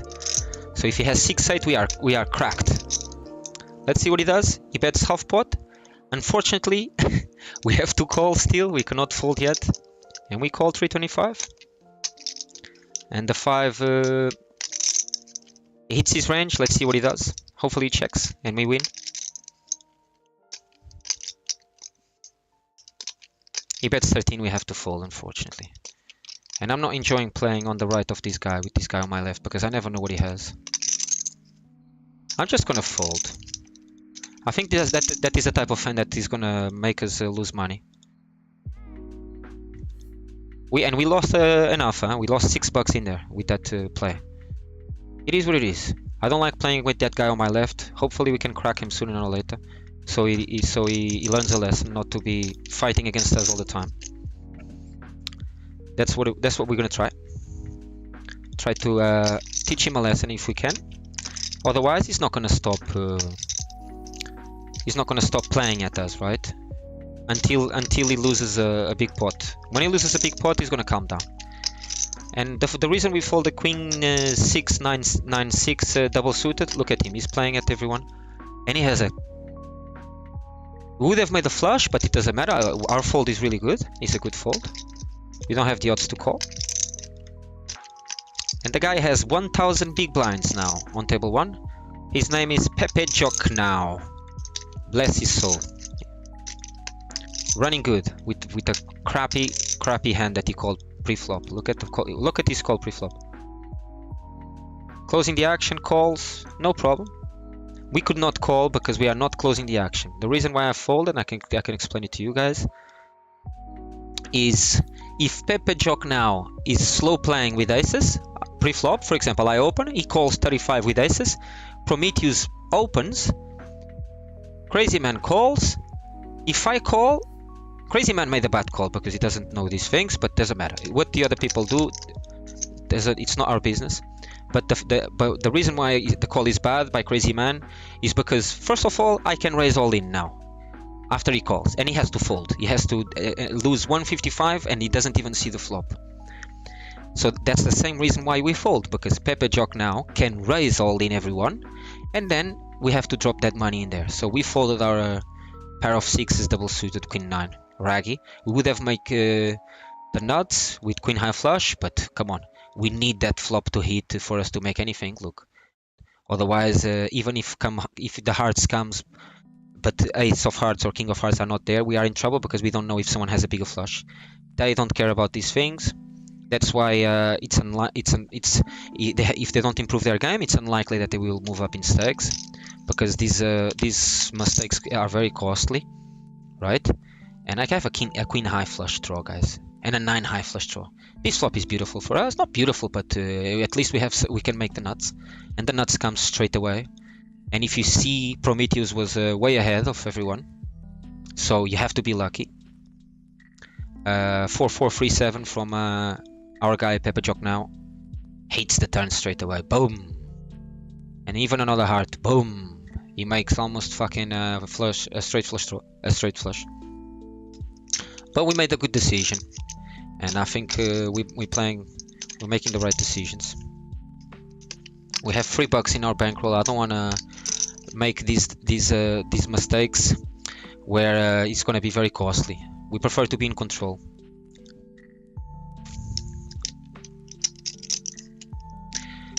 And Hey Take My Data says, I like how you not only think about the cards, but you make strategies against your opponents. That's smart. Let's fucking go, bro. Well,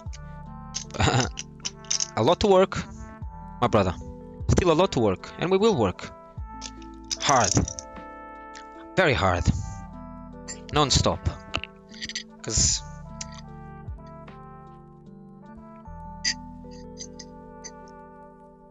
as we spoke in the beginning of the stream, we ain't giving up, and hopefully we are passing some messages for you guys to learn and play the game as well. But no matter what I say, actions speak louder than words, and I have to grow the bankroll. Listen, we are down, guys. We are down, as you can see in the left bottom side of the stream. There is a banner going with how much, with the statistics of the challenge and shit, and we are down. So, yeah, there's things we can improve. There's things we will improve, without a doubt. And for 2 years I didn't play professional,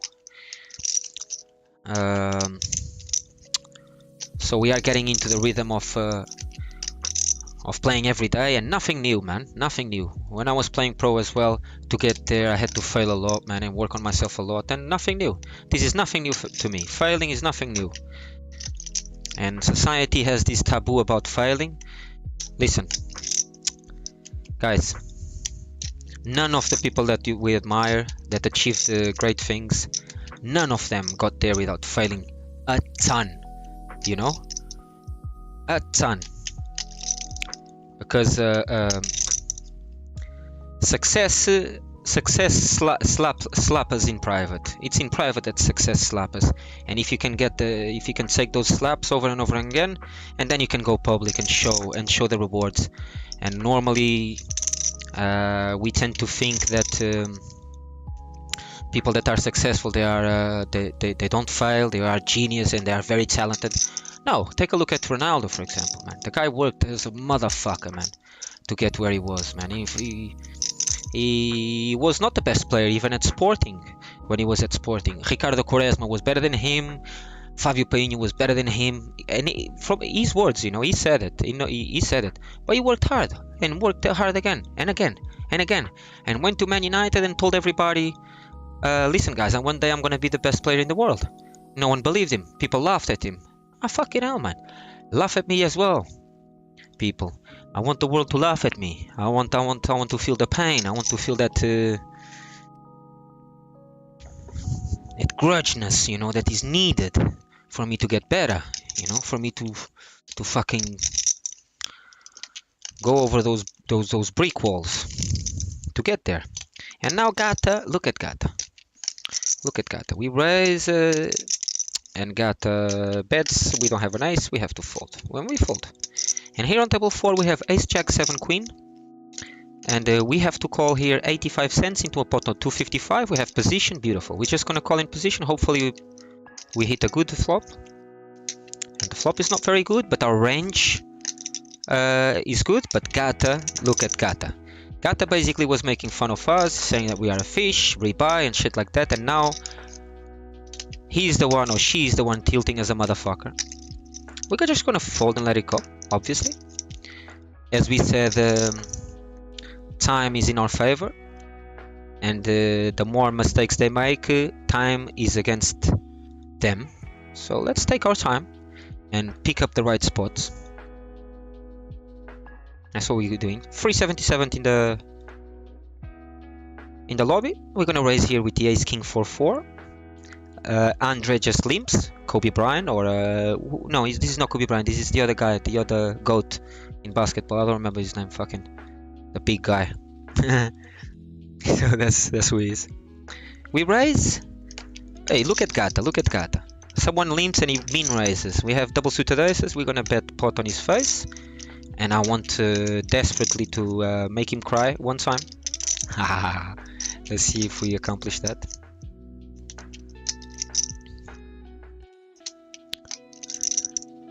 And I don't think we can bluff Gata. I think he's a sword, so on table 4 I'm just gonna let it go. And check. Let him take it down. No problem. And with the aces here, aces 9-6, our stack is 265 on table 3, the pot is 262. It's SPR1. It demands a push, and we bet pot. And the guy calls us with a fuck all and makes a straight and takes it down. Good for him. We cannot look at him telling us to rebuy. We don't have money to rebuy, brother. I'm sorry. But we will cash out at table 1. And top up. I think we should top up probably 10 or 8 here, because I want to have enough money to crack him when the time comes, because he's calling some dubious hands. Eventually, if he doesn't run like a god of gambling himself, he will eventually get cracked, because he's playing some hands that should not be playing. Although that hand, well, that hand, when I raise, that hand is a call, to be honest, this hand here, when I raise him, that's the best. Some of these type of hands should be calling a raise, because they don't have a pair and they are connected, so they can make 2 pairs and they can make straight draws, and those hands versus aces are doing very well, and that's exactly what he does, and he cracks us up. Good for him. But oh my god, it hurts. I want to do him. I don't know why, but at the same time I've learned my lesson not to chase, and not to chase people and chase my ego. Look, he gets cracked now. He gets cracked now with a second nut flush. Unlucky. And Booma on table 3 says, think about it. You have to think about it. And he calls fish everyone. He calls everyone a fish. It's clear that the guy is tilting.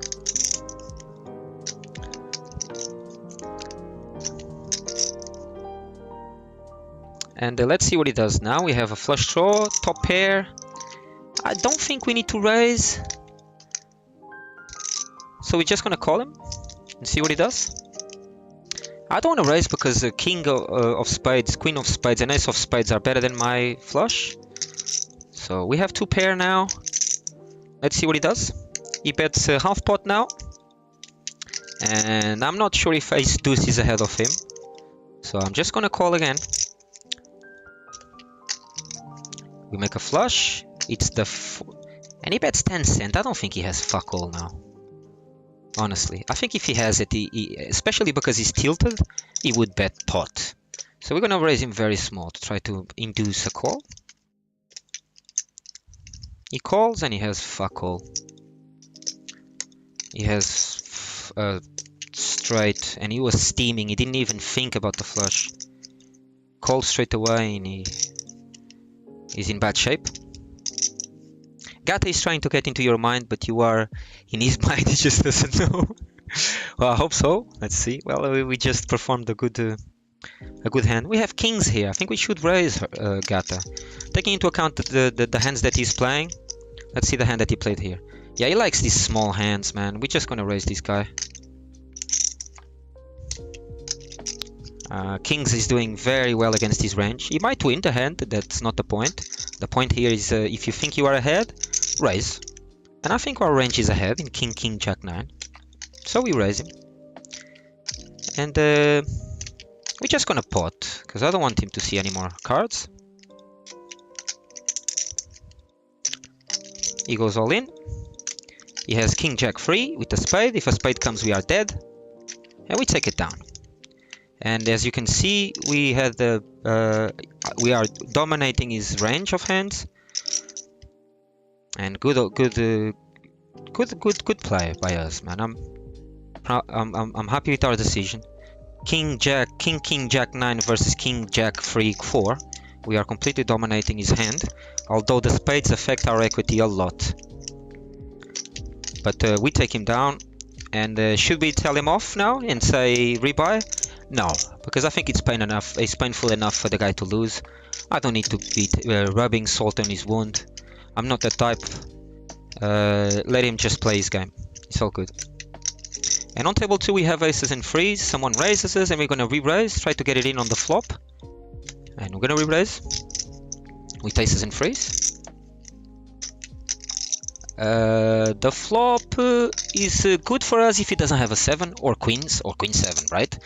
But the thing is, on table 2, the pot is 742, our stack is 945, so SPR 1.4, 1.5, we're gonna bet 33%, very small, and try to get it in on the turn. He shoves. I think he has a 7 a lot, guys. He will never shove without the 7, guys.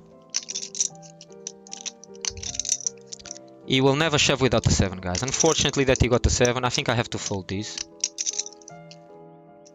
He will never shove without the 7. Never. Never, never, never, never. Very unlucky for us that he raises. Fuck. Yeah, very unlucky for us, man. And we had 50. How much do we had there? Before we had 13. Now we have 7. We spent $6 in there. We played perfectly the hand. It's all good. Yeah, exactly. Hey, take my data. There's no point in rubbing salt in the wound, man. Let him play. Let him fucking play. Whatever, man. Taking his chips is enough. And we call here on table 2. And we have straight draws, small flush draws. So I think we're gonna call 60 cents here because we can make the nuts. A 7 makes us the nuts. A jack makes us the nuts. A deuce makes us a straight, but not the nuts. And a heart might makes us the winning hand. So we're gonna call on table 2. A 7 makes us the nuts here. So are we gonna pot ourselves, or a bit smaller than pot? Now we're gonna bet pot. Someone can call us with 9-5 and shit like that, so we're gonna bet pot. There's some hands that can call us here. 9-5. Let's go, people. Beautiful, beautiful decision. Beautiful sizing.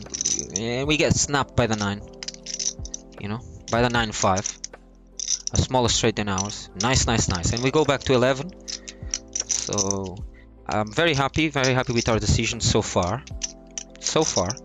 We're gonna call queen 6-5 here on table 2. We call. And I'm not sure what happened here on table. Oh, we get called by a flush. And this is a bad call, guys. If you are playing poker, remember that if the board is paired, the 10 pairs, right? The 10 pairs the board on the river. There's 2 10s on the board. Flushes and straights are losing against full houses, so it's and hold'em already. We should be careful. In Omaha, then we have to be very aware because people have 4 cards. It's very likely I have a full house, and the guy calls us with a flush. It was not much. It was not a big pot, but still, we need to be aware of full houses and that when we are playing. And thank you very much for anyone that is watching. And I think we can try to take this down here on table 3. Everybody's checking. No one seems interested in playing the hand. No one seems to have 6-5. So we're gonna just try to take it down.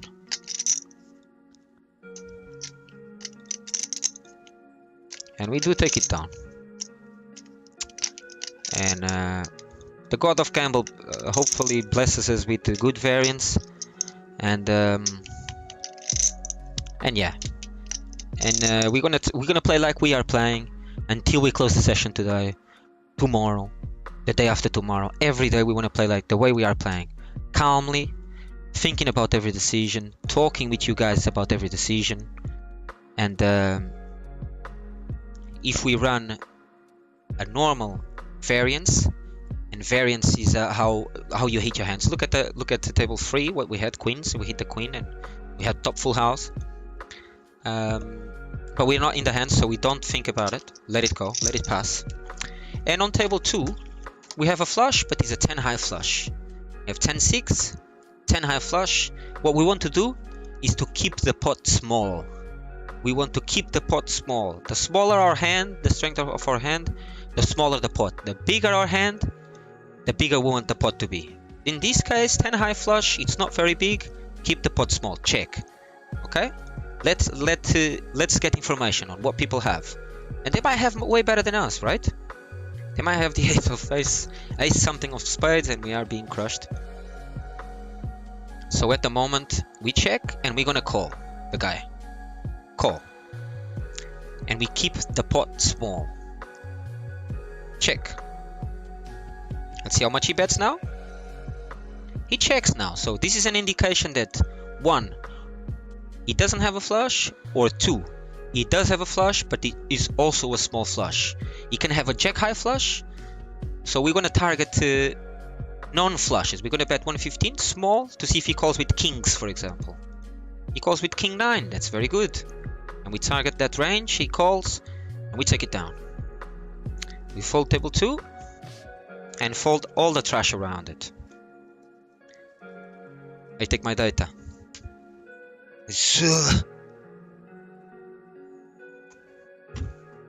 Let's go, people. And thank you for everyone and anyone that is watching the stream. Welcome to the channel. Welcome to this beautiful community. And my goal with these streams is to build a community that can empower each member of the community to go for it, go to try to achieve their dreams. That's what we want here. And on table 3, we raise Gata in position. We have supreme position, and we flop a very good hand. We have a wrap. It's called a wrap. We have a straight both ways, 3 ways, 4 ways, any way. So we're gonna bet 50%. And we get raised by CSE plane on table 2. We have a beautiful hand. We're gonna call. 85 cents. And we flop a straight draw. check. And on table 3 we have ace king 8-2, double suited. Gata limps again, and we're gonna attack her or him. And we get bet pot by Casaplin, so we have to fold, unfortunately. And everyone calls table 4. We have king, jack 10, and we flop a set of kings. And we have 297 into a pot of 422. Stack to pot ratio is less than 1. Gata goes all in. Another guy calls. And we're gonna go all in too. Hey, everyone goes all in this. Guys, I wish I would have had more money, but they still can win. And we have aces on table 2. We're gonna re-raise. And on table 3, we have the nut flush draw with a pair of deuces. We bet half pot. And we take everything down on table 4. And we make the nut flush on table 3. And we raise on table 2 with the double suited aces. So Gata bets into us on table 3. We're going all in on table 2. And what we do here, we could raise, guys, but there is no point in raising. Why? Because no one raises on the flop. That means no one had nines, no one had deuces. No one can make a full house yet. So we let the other guy behind us call, Bella King, and that's what happens. He calls, we put extra little bit of money in there, extra little 75 cents or something in there. Good for us. Now, the river came. It's a clean river. We have the nuts, absolute stone cold macadamia nuts, and we're gonna raise all in.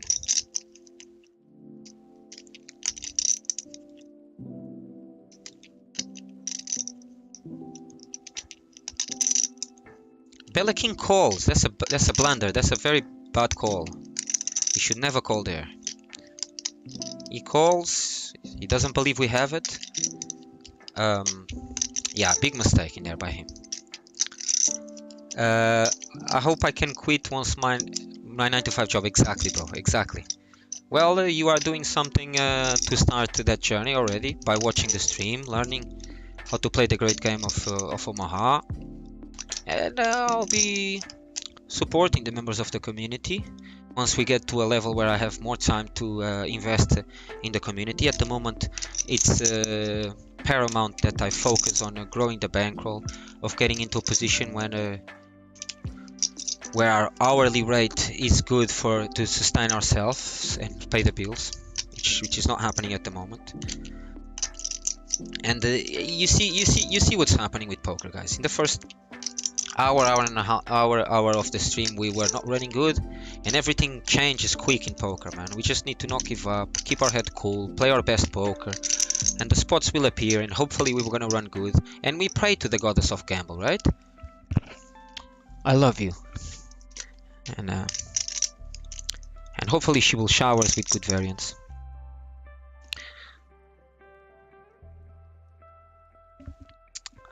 And we make again the nut flush draw on table 3.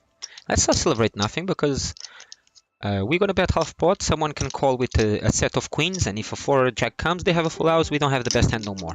No celebrating in poker before it's done, before the last card comes. See, the jack came, the guy can have queen jack, and we are dead. We're just gonna check and keep the pot small. We don't have the best hand no more. Check. Table 3. The guy bets pot now. And obviously we have to fold these. Queen jack is ahead, queens is ahead, fours is ahead, jacks is ahead, everything is ahead of us. And I told you, there's one thing that poker teach me. It's not over until the fat lady sings. It's not over until it's over, you know? And yeah, one day I was playing chess with a friend of mine, and he blunders the queen. He blunders the queen. He loses the queen. And I was all pumped up, you know, I got his queen and the game is going to be mine. Wrong. He ended up winning the game. And he told me that it's not over until the fat lady sings. Hey, Take My Data asks, will you stream tomorrow and Sunday? I believe so. We have these playthrough bonus here on the lobby that we need to complete in 10 days. So every day is a day to work now. And we are at 41%. And when we reach 100%, it releases 81 bucks into our account. The casino wins 325 out of us, and we are happy customers, and they are happy, happy bosses, right? or whatever you want to call it. So yeah, I think I'm gonna work Saturday and Sunday, to be honest. Let's see. We have another other bonus coming on, and this is rake back. It's a percentage of the money that they take from the pots. That's called rake, that percentage of money. That's how the house makes money. That's how the house keeps the door opens. And let's see out our loyalty bar. It has 7 levels. We start on level 1. We got 25 points, which is 25 cents. Level 2, each star got us 200 points, which is $2. 2. And level 3, this is where we are. 1,000 points, $10. 12.50, $12.50. And we are about to release the last one. And you wonder, what do you do with these points, Fabio? Well, we go here to the bonus shop, and we can convert the points into cash game tickets here that we can buy, and then instead of using our money to play poker, we use the tickets. And we can also use in playthrough bonus. We can buy these, and as we play, this releases this money into our account in increments. We have aces on table 2, single suited. We're going to raise king crab. All the aces are normally raised single suited. Some aces that are rainbow, which means don't have a suit, don't have 2 cards of the same suit, are just a call, and we can try to trap. Now he calls. Oh my god, why does he pot? And this is quite silly from him. We don't know him. He can do this with a free. If he has a free, he does this. He thinks like, oh, he's not gonna believe it, I have it, and he stacks us. We don't want that to happen, and we're gonna fold here. No point in risking our stack. Table number 4, we have a 1 gapper rundown double suited. This is a beautiful hand that can crack a lot of hands. So we're gonna squeeze everyone and raise everybody, and try to play a big pot with a hand that flops a lot of flops, a lot of equity. And in this case, 3 diamonds are not what we want to see. But if they were not there, we had a pair, we had a wrap, we had a lot of equity, right, guys? These hands are very good. King Jack 10 9 double suited, King Jack 10 Queen double suited. So in this case, we cannot do nothing. We have to check. There's 2 people that can have already a flush, and we check. So surrendering is part of the game of poker and part of life as well. What we're gonna do now, because we don't have 2 pair, if we had a queen in our hand and a 10 in our hand, we could call to make a full house, but with this hand, there's no way we can beat the flush, so we fold. Wave the white flag, fold. He gets raised, Gata, and he's caught with the hands on the cookie jar, and she's showing some aggression on table 4. And if you guys are wondering how much do we have in our lobby, we have 0 in our lobby at the moment. And one thing that and we have the nut flush here. We're gonna start to build up the pot. The bigger the hand, the bigger the pot you want. So let's start to build up the pot now on table 2. Double suited here, Queen 10 9 is an open on table 3. Everybody folds on table 2. We take it down for some cents. Gonçalo Rebelo shows up, man. What's going on, bro? Vamos embora, mano. Como é que estás, Gonçalão? Espero que bem. Happy Friday, everybody. And on table 3, we get raised by King Crab. And on table 2, we get raised by this guy that's always raising as well. We call table 3 and we call table 2. And we hit a very good hand apart from the diamonds on table 2. We have 1 pair and a wrap. He bets pot.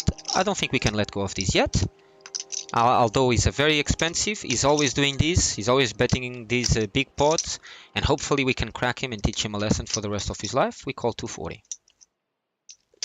And we flop the nut straight. Let's see what he does now. He goes pot, and hopefully we run good. We go all in. He calls with fuck all. He has diamonds and all shitty type of hand. And I think the lesson is told now. Hopefully it hurts enough for him not to do this again. Raise people with his junk. And then see a straight draw, which is Bangkok straight draw. Which which is the draw, the bottom end of the draw, right? He has 6, 7, 5, 10. Well, he does have a lot of equity there if I didn't have the hand that I had. First of all, we need to build a house from the foundations, and his foundation were all wobbly. This is not a raise on the small blind. You should not attack the button with this hand, you know. And what happened is, well, the foundations of the house were all wobbly and ended up with a all messy, unaligned roof, right? He flops a lot of equity. It's true. He has a flush draw. He has a wrap. Bangkok wrap though. Bangkok means the bottom end of the straight. And he bets pot. I would do the same, to be honest. From now on, he played it decent. He played it decent, guys. He played it decent. But the problem is, and that's why we have in our study, part of our study, these flashcards, to know what we should do pre-flop, because the pre-flop game is the foundation of our game. And if you make a mistake pre-flop, the rest of the game tree, you know, you have the first decision that you have is pre-flop. What you do, and you have 3 options, right? The ramification of the game tree, 3 options. 1, bet. Another one, fold. Another one, just call. And he started his game tree wrong. This was a fold. He chose to raise. He went through the wrong side of the game tree. So his foundations were not solid. He flops a really good hand, the best flop he could flop, almost. Yeah, this is the best flop he could flop, guys. Check out his hand and check out what came on the flop. He came 9, 8, and he came 2 diamonds, and that's exactly what he needed for his hand, because he has 10, 7, 6, 5. He needed the 9, 8 to have a wrap, to have that straight draw, and that's exactly what he got. After all, he bets pot, which is not a mistake, right? Which is not a mistake. Why? Because I cannot see his cards, and because he was the raiser pre-flop, what type of hands can he have? Aces a lot, right? People raise with aces, like aces are raises, you know, and ace 9, king, jack, ace 9, whatever, you know, he has the right to bet pot here. So what he does is not a mistake, because by betting pot, he's telling me, okay, I have aces, fold now, but he doesn't have aces. He has a hand that can perform well on the turn and on the river. So knowing this is not a mistake. He bets pot, we call, we also made all the correct decisions. We also know he didn't make all the correct decisions. We made the correct decisions. He missed the decision on pre-flop. We call, we hit the macadamian nuts. You know, with the queen 10. The guy also makes a straight with the 10-7, and he keeps on firing. I don't blame him. So after all, he didn't make a mistake post flop, but pre flop is a blunder, is a big blunder. That hand is not part of a raising hand. He bets pot. We shove on him. We need to dodge a diamond and only a diamond. He needs a diamond. Sometimes he comes and he cracks our soul. And he crushes us. This time was not the case. We have 80% equity, he has 20%. That's all the diamonds that can come make him the 20% equity. He doesn't see it. And macadamian. We have macadamian in there. You know, and he had whatever, man. And bless our hearts, the goddess of gamble. You know, let's look up and be grateful. So we take it down. Now we're gonna make a little break, because we need to grab some food. I'm hungry. And see you in a minute, guys.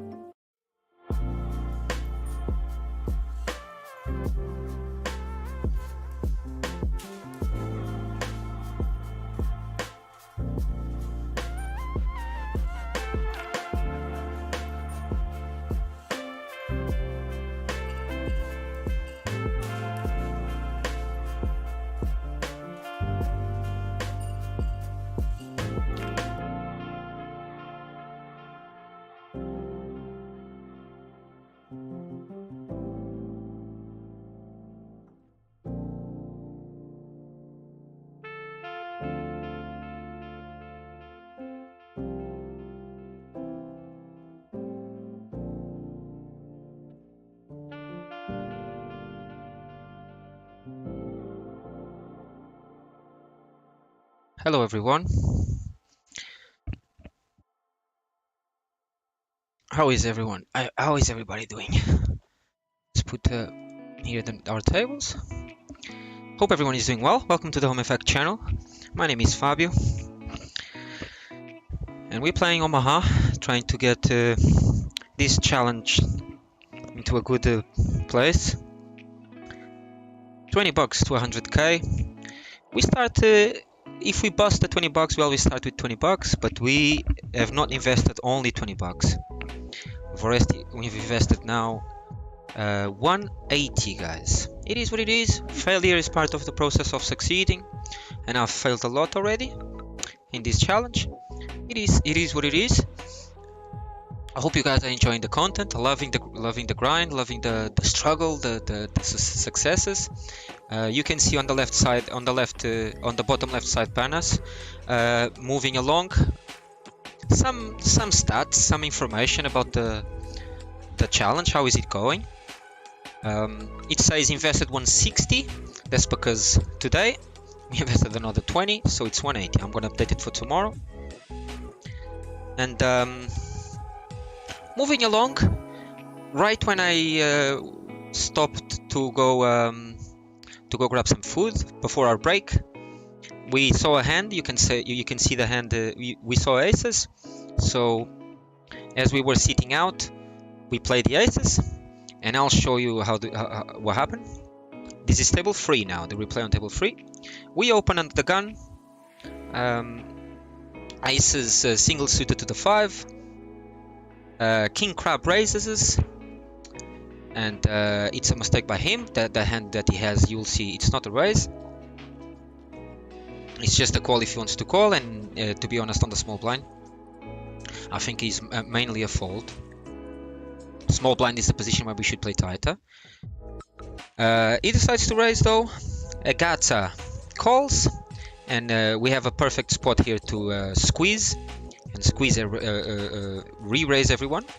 That's what we do. The our ability to pot here is bigger. The pot can be bigger, and we do that. We pot 460. Now that there's more money in the pot because Agata called, we can pot even bigger. It's what you want from aces. What you want from aces is to push the edges and bet pot, so your stack gets closer to the size of the pot. So the pot gets bigger, your stack decreases as you put money in there. So on the flop you can go all in, right? Because that's what you want with aces. You want to get it all in as quick as you can. Some boards are tough, right? If you do that, if it comes, for example, 9 Jack 10, it's tough, right? Because the guys that are calling, they have a lot of these cards, and we are losing a lot. Anyways, we make the right decision. We pot 460. King crab thinks about it, decides to call, and Gata makes the fold. As you can see now, we increase the size of the pot. The pot is now 1035, and the effective stack, and I say effective is because the smallest stack is the effective stack, is what we can win. It's $8.4 from King Crab, and the pot is 10. So perfect. It's exactly what we wanted. So we can bet pot on the flop and get it all in, and end up with a hand now. So there's no more decisions to be made after.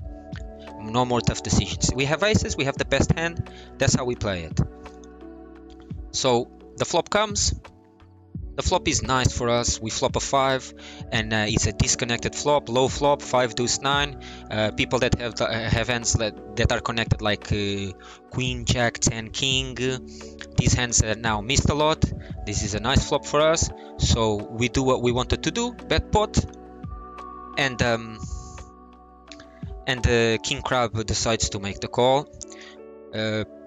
In this spot, please make a fold here. The guy that is doing what I'm doing has aces a lot, and he calls with this hand, Jack, King 7. It's performing very badly there. You have to fold almost everything here, man. Even the kings, even the queens. If you don't have a flush draw here, guys, it's very likely that the person that is putting pressure has aces.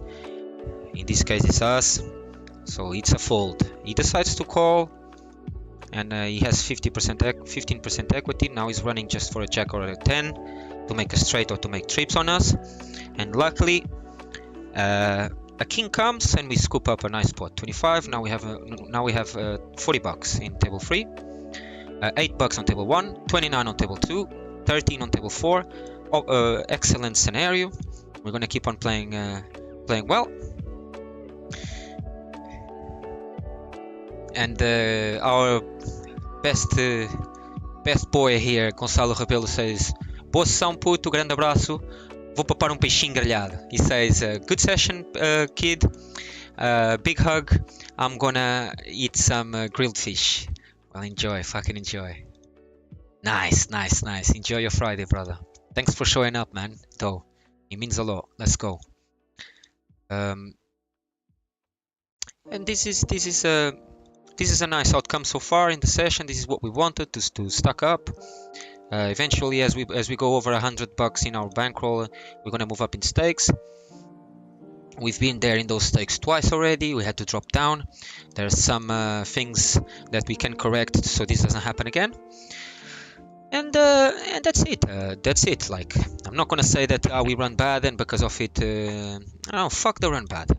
Fuck the run bad. He's back. Let's go, ISO Swifty. Let's go. Let's fucking go. Thanks for showing up, ISO Swifty. Yeah, fuck that run bad and that crying. No.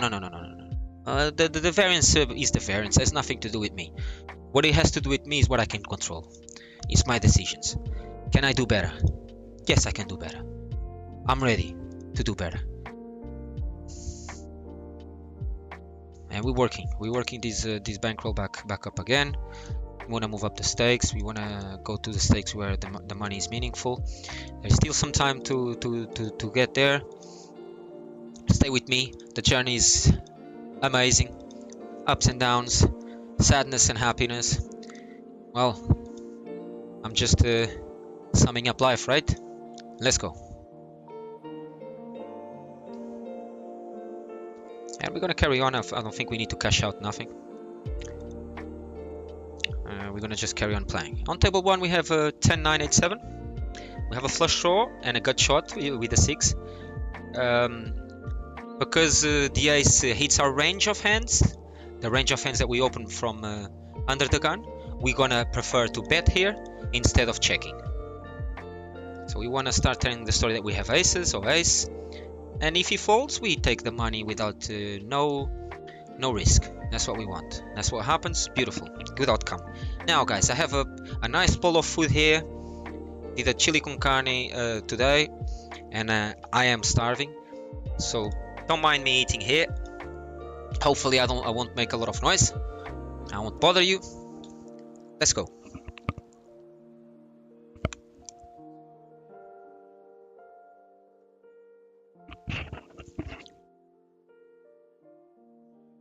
On table 3, I think we can try to bluff this off. We're gonna bet pot here, representing ace jack, jack 10. On table 4, we can call 23 cents to see a queen. On table 2, we have a double suited king, queen, jack 7, which is a raise against Vasca. We've been playing against Vasca. We have an overall position, and is a hand that performs well in position. We prefer to raise this and tell a story already than just calling, and he has the action. He has the control of the hand. We don't want to play too many hands where other people have control. We want to take control. By raising with a decent hand, we take control now. Flop a jack, and what I mean is we taking control is now I can just check these and see a free card, right? I could bet, but I'm gonna open the action again. He's gonna talk, he can raise us now. I'm just gonna check with our jack, nice. See another card. Now we kept the pot small, he bets, we can call. That's what we do, table 2, call. We see an 8. He bets $3 now. And the board didn't run our way. We took control of the action. We did our best to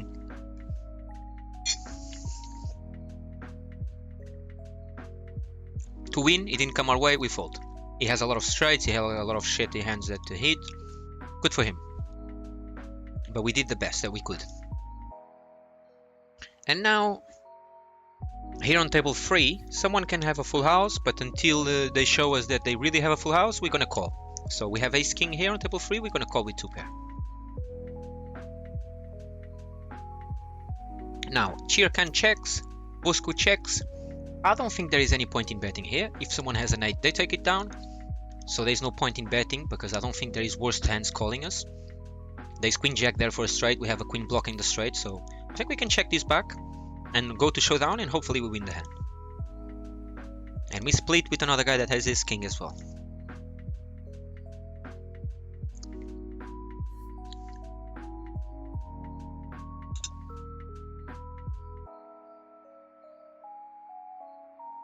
On table 4, we have what it looks like a pretty hand, but a deceiving hand. It's a deceiving hand, because our 10-9 of hearts is small, the flush is small. So we cannot continue here, especially with so much aggression from Agata now. We needed the same hand that we have, but the flush to the ace. And then we would go probably all in, because it's a very strong hand. But having 10-9 of hearts is not what we want. We need to be very wary of small flushes, medium flushes, because they are being crushed in terms of equity against the bigger flushes.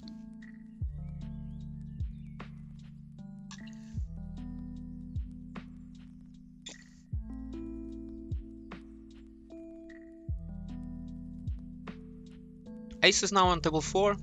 Lady Lily just limps, calls the big blind. This is not good for us. We don't want to play these small pots, so we want to put money there, and the same concept applies. We want to take control of the hand. We raise the gnome here. The Irish gnome calls. Lionel Richie calls. Joker maybe he's gonna call, because I don't think Gata folds any hand. Now he raises, so this is good for us, because now he opened the action again, and we can re-raise him. So be mindful, guys, of opening the action. We go all in here. We go pot.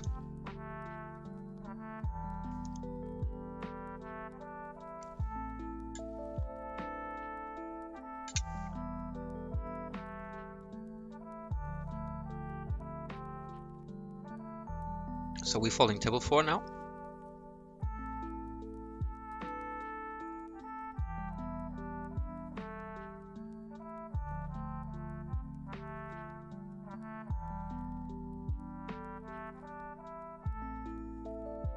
Got the folds, and it looks like a good flop for us. Let's see if he did that, if he hit anything or not. There's only one way to find out. We pot and go all in. And another one of those hands that we saw before, when the guy calls with jacks. This is a fold as well, guys. These queens, these jacks, these kings, they have to be a fold. Aces are dominating this board. Especially, I tell him everything that he needs to know. I was honest with him, and the Irish guy here puts his hand on his head. I was honest with him. I told him I have the best hand, man. He didn't believe it, and he gets cracked.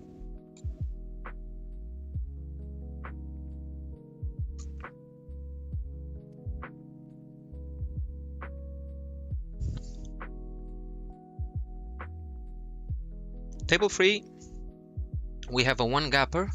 It's a rundown, but with 1 gap. We're missing the 6 for a complete rundown. We call this hand.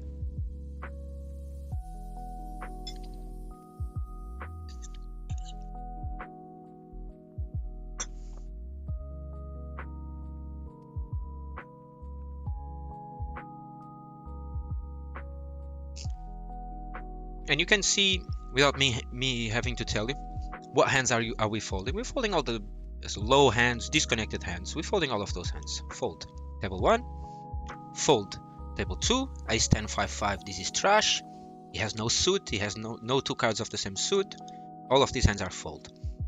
We have again a 1 gapper. On table 4, we open this. We have 2 pair with a 9 blocker on table 3. We pot this, representing 9-10, because we have a 9 in our hand, and 9-10 is the nut straight.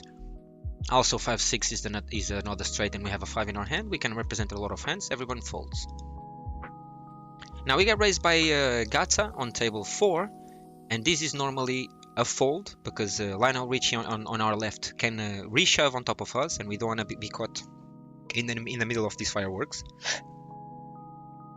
We are sandwiched. Excuse me. We are sandwiched. We flop a beautiful flop. This flop we have a lot of equity normally against aces. We have a 10 and we have a flush draw. But we had to fold pre-flop.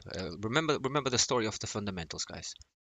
Fundamentals are very important in terms of what hands do we choose to go pre-flop. These are the beginning of the game tree, and if we start the game tree with the wrong hand, well, all the rest is fucked. Sometimes we make a mistake pre-flop and we hit our hand and we make some money. Well, it's important for us to check if there was the right decision anyways, because you can make right decisions in poker and lose, and you also can make wrong decisions in poker and win. But in long term, this is gonna pile up. These decisions are gonna pile up. If our wrong decisions, they're gonna pile up. If they're right decisions, they're also gonna pile up. And we want to make the most right decisions we can. That 10 jack queen 8, it was a fold, and we folded. We have a beautiful hand on table 1, ace ace king jack, and you can see a pattern now. We play a lot of double suited hands. They are very strong hands with a lot of equity, and these are the hands that we want to be aggressive with.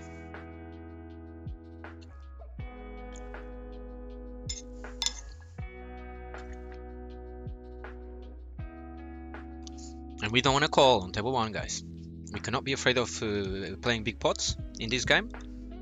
Omaha is a big pot game. And we're gonna pot. Put the maximum amount of money we can there. Shorten the SPR, the stack to pot ratio. That's what we do. I expect everyone to call, because they are very sticky in these stakes. Don't blame them, it is what it is. They can still out flop us. They can still flop better than us. In this case, we flop the nuts.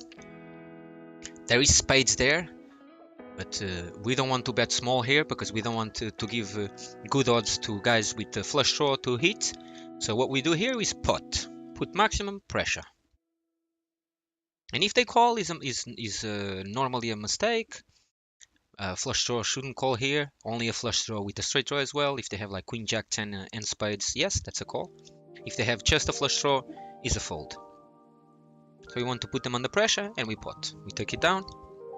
On table 3, we have the wheel straight, ace deuce 3 4 5, and we need to be aware of 6 7, which is the biggest straight. We have a Bangkok straight.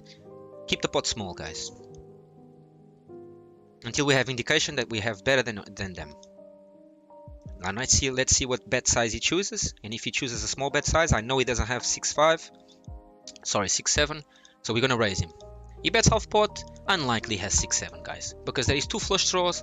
A guy with a nut straight here normally bets big and should bet big, so the opponent doesn't see flushes. So our play here is to go all in against him.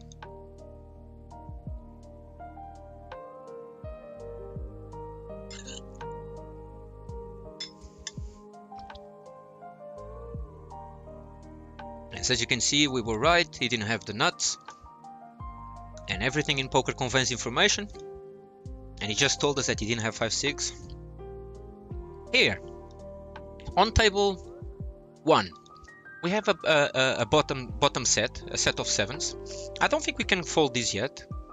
Again, they can have ace 8, and I don't want to fold this yet. I have an 8. It's unlikely that he has aces. I could raise these and go all in, but I want to see a clean turn, a deuce, a 3. That's what I want to see. A deuce, a 3, a king, for example, a queen. Bad cards for us are a 9, a 10, a jack, a 6, a 5. So I just want to call and see a clean turn, and then after that we can raise him all in on the turn. The 5 is a dangerous card because 9-6 now is a straight, so we're just going to check and collect more information. Everything conveys information in poker. And the guy bets pot here. As you can see, he's telling everyone at the table, I have 9-6, get out of the way. But if you wanna play, you have to pay. And we don't wanna play. We don't wanna play because we don't wanna pay. This call here is incorrect call. Although we can make a full house if a 5, an ace or an 8 comes, it's still, we still don't have the odds to call this hand. So we're gonna muck.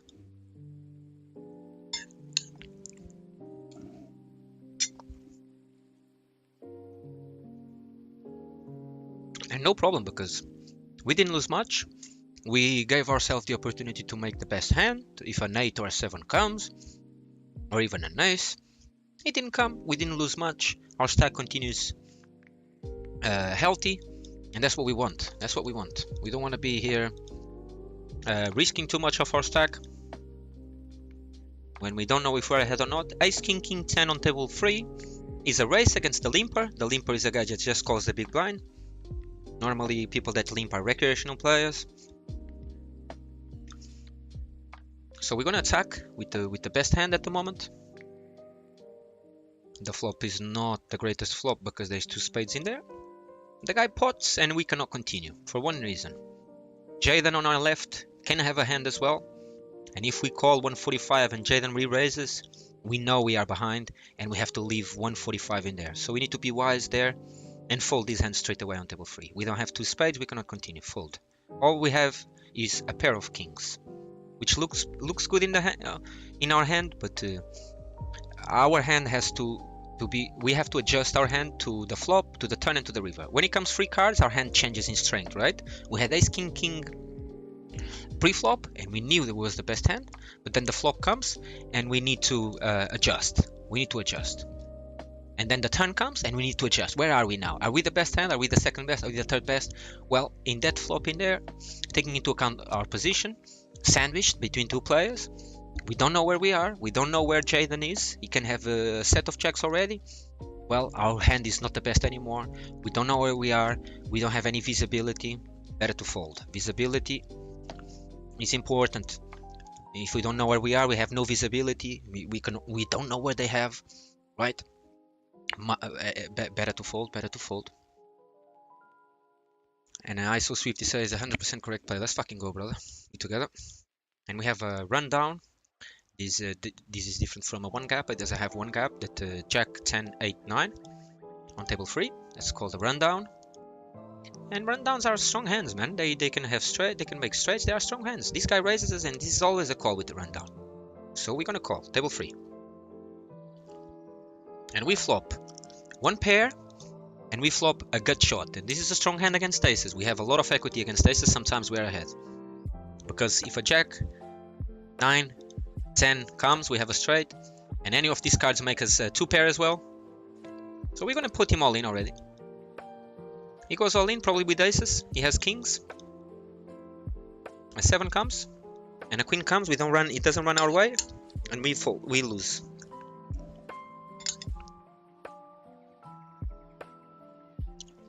Kings on table 2 with the best position at the table, the dealer button.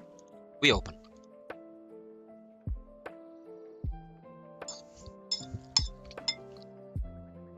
And we always, when we are talking first, when everyone folded to us, and we are talking first, we always initiate our action with the raise, because there is no point in just calling. If you just call, you're never going to take the blinds free of risk, because the guy can just check, the guy on the big blind can check and play the hand with you.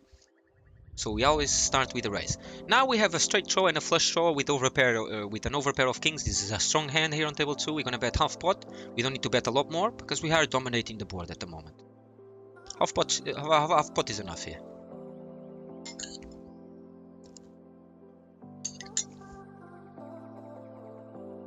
The 5 comes, which on the first inside is a good card for us because now we have kings. And it's unlikely that they have a better 2 pair. If he hit a 5, good for him. We don't know it. We bet half pot again. We are even controlling more the board here with our 2 pair, kings and 5s. And he folds wisely. On table 3, we have a medium pair on table 3 with ace 8. And then we have a flush draw with queen high flush draw. The flush draw is not very big, so I prefer to check these and keep the pot small. We check. We have top pair and bottom pair on table 4. This requires a bet. And now our hand improved on table 3. We have top pair, medium pair, ace-8. Now if they check, we're gonna pot and try to get everyone out of the way before they can make a flush with clubs, before they can make a straight with 9-10, or they can make another straight with king-10 and shit like that. So we're gonna pot here and make them pay if they wanna play.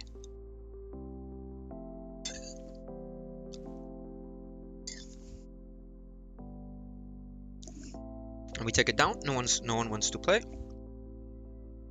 We have another run down on table 3. We have 9-9-9-3, which is a hand that you don't want to have because in Omaha you play always with 2 cards. If you have 3 9s, there's only one 9 to come for you to make a trips. No good, fold. We get raised by why me again, and the situation is exactly the same. We have a rundown. He raises probably with an overpair. We call with a lot of equity. Hopefully we flop 2 pair, and we flop a monster, a straight draw, 1 pair. Everything is strong in here. If he has aces, he's in now he's in bad shape.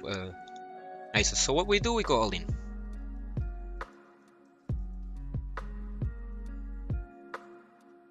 And we have the nut flush on table 1. Someone raises us. We're gonna re-raise. And now he's thinking. Why me? He's thinking. He's considering that if he's still ahead or no. On table 1, we get called. It's possible someone can have kings here, and they are waiting to see a full house. We're not gonna let him do that. He pays if he wants to play. And we shove the table 3. The guy folds wisely. I don't think he has aces now. And the full house doesn't come for the guy on table 1. And we're gonna keep on putting pressure, keep on trying to increase the pot. We have the best hand, macadamia nuts, and we're gonna bet pot. Excuse me. Let's see what he does, if he calls, if he folds. He folds, and we take it down. Table 4 is a call-in position. We have overall position. We want to play a lot of hands in position. Table 2, 10s and 6s. Normally 2 pairs are a raise. If you have 2 pairs in your hand, it's normally a raise. Have ace, king, 10, 5, double suited on table 3. We open. We flop Garbaggio in table 2, so we're gonna check and let it go. And we flop a 10 on table 3, but 8-9 is a straight. We don't have any diamonds, so it's a dangerous, very dangerous board for us. We just check. But I think we're gonna call because a queen is gonna make us the nut straight, and a spade is gonna make us the nut flush draw. So I don't think we can give up of this yet. We're gonna call. The deuce is a complete blank, and whoever was ahead on the flop continues to be ahead on the turn. In this case, it was him that was ahead. We're just gonna check and let go now. On table 4, I think we can try to bluff these. Everyone is showing passiveness. We're gonna bet pot here in position. That's why it's good to play in position, because you have information on everybody. They check twice. They check the flop. They check the turn. That's enough information for us to try to take this down with aggression, and that's what we do.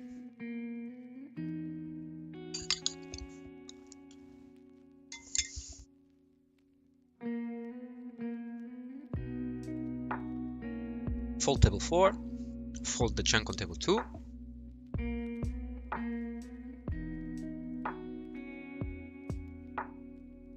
Fold table 4.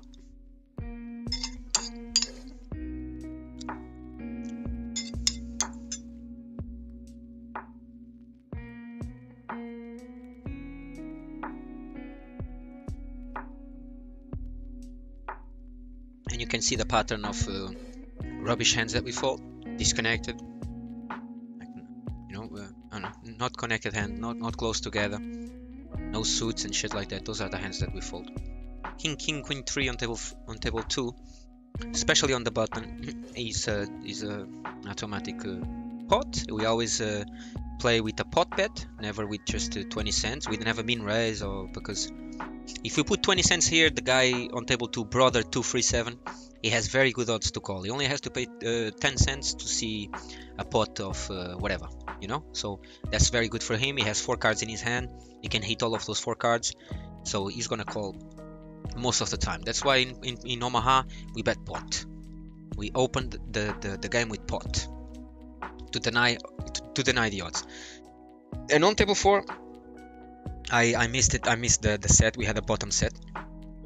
Now 8-9 is there, but if it's not there, we need to get information. So we're gonna bet 20 cents to see if it's there. If we get raised, it's because it's there. And everybody checks to us on table 2. But now we get the pot in from brother 237, and we have to fold. We only have one pair. He can have a straight, he can have 2 pair, he can have sets, he can have everything. We are losing. Fold.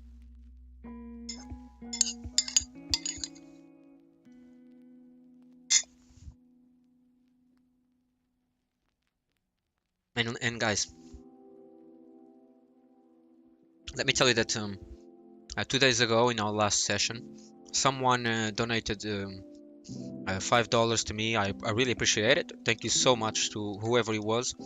I didn't get to see who was it to do a shout out, but thank you so much, man.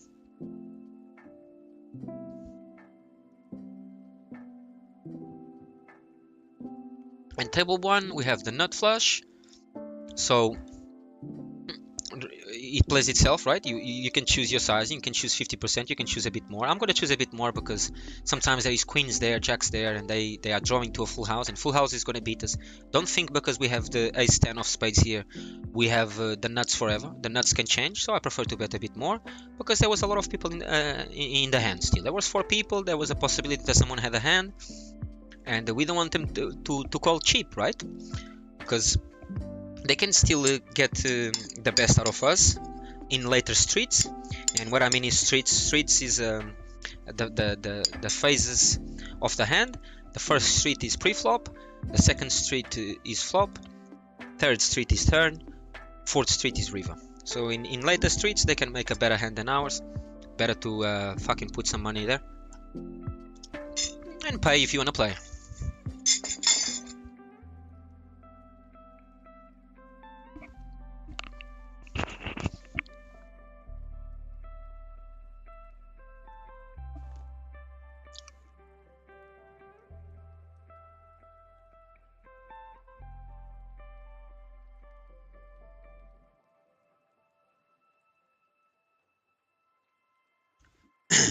Okay, let's fold all the trash. You guys are getting the hang of it. Sooner you're gonna be better players than me, so I don't need to be always telling you what is a shitty hand and we should fold. You already know it. Ace queen 3-6 on the button is an open. In any other position would be a fold on table 2. But because it's on the button is the dealer button, is the best position at the table, we attack the blinds. Having the best position is paramount in Omaha because information is key in any type of poker. Hold'em, whatever, it's information is super important, as you see when I'm talking about the hands and what I think about. Gathering information is super important. And we fold here, table 2, all the trash. Hope you guys are doing well. Thank you so much for being here with me. Well, no more words needed. You guys are stars, superstars, and we hit together. You're learning the great game of Limit Omaha, and I have you. I have accountability. You guys are gonna keep me in check. If I fuck up, you have to tell me off. And in exchange, I pass all the value that I've learned for the past 10 years in this game.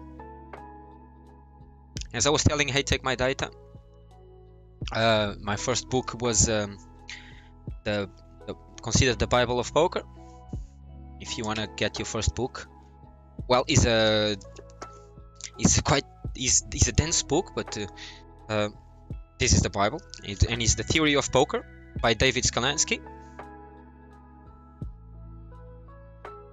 Okay.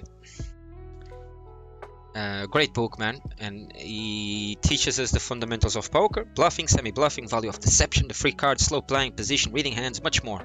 It's a great book, and I'm gonna read you what it says here at the back. Maybe I will not have time, so I'm gonna only read what Greg Raymer, which is a WSOP champion. WSOP is the World Series of Poker, the biggest tournament in the world, once a year. It's a massive poker tournament with loads of tournaments, and then the biggest tournament of the season. Rafael, welcome to the fucking stream. Pleasure having you here, bro. Thank you so much for the support. And what Greg Raymer says about this book is we flop here on table 3, top 2 pair. We could lead here, and I think that's what we're gonna do, because we want Shere Khan on table 3 to fold. He's sandwiched, so he's not gonna like our bet here. He's sandwiched, right? Because he has Coccolino playing after us, so we prefer to bet and take the action over him, and we take it down. On table 1, we have a possibility to make a bluff here. We have 2 10s in our hand, and 10-8 is the nuts, right? 10-8. Whoever has 10-8 is the nuts. We have 2 10s. It's unlikely someone has it. We bet pot. I'm gonna try to take it down here, guys. And what Greg Raymer says is, I can say with full confidence that if it were not for 2+2 Publishing and their website, I will not have the 2004 championship bracelet on my wrist. And basically saying that 2+2 published this book, and is a great website online, free. Is a forum where people since the early 2000s go to discuss hands, post hands, and shit like that. If you want to do that, post hands, discuss hands, you also have our community Discord, at Home Effect on Discord. Join us, and if you have hands that you want to discuss, go there. But basically, yeah, he's saying that this publishing of this book by 2+2, he would never had this bracelet. He would never won the World Series of Poker main event tournament if he wasn't for this. And that says a lot. It's a great book. It teaches the fundamentals of poker. That was my first book. I remember, it's a funny story. I remember a very good friend of mine. He was starting to get into poker. And he asked me, well, like, what can I do to start studying? And I told him, read The Theory of Poker by David Sklansky, and he bought it. And 1 week after, he said, I don't want to read it anymore. It's too dense for me. It's too dense for me. So be aware, it's a dense book, but I'll tell you what, man, it's a beautiful book, man. It's a beautiful fucking book. If you like the game, if you want to learn about odds, what are pot odds, what are pot odds? Yeah, like in betting, you have odds, right? You have odds. Who is most likely to win? In poker, you also have odds. If you to make the best hand, there's always a percentage of chances of you making the best hand. What you have to hit is the cards necessary to make the nuts, and that together with how much the guy bets in comparison to the pot makes pot odds. And if you have the right odds, you call to see the cards that are left to make the best hand. If you don't have the right odds, you have to fold. And this is explained here. So this was my first book. Beautiful book. I can give you other books as well that you should read if you want to pursue this beautiful journey. Painful, super rewarding as well. But it is painful, so be ready. But listen, guys, this is the thing. There is pain also in other endeavors. Like as I take my data was saying, working the 9 to 5 is also painful. Having a boss that a sluggish, dumb guy telling you what to do in a disrespectful manner is also painful. So choose your destiny. Yeah, and let me tell you a couple more great books. One book, this is not on technicals. This is not a book on technicals. The Theory of Poker is a complete technical book. You have technicals and you have well, if you are talking about football, then you have the tactic, yeah. And the tactic in poker is your mindset. And this is a book for the mindset. The Mental Game of Poker by Jared Tendler, Volume 1 and Volume 2. This is Volume 1. It's a great book. I'm going to show you in the camera for a bit longer so you can see what is talked about here.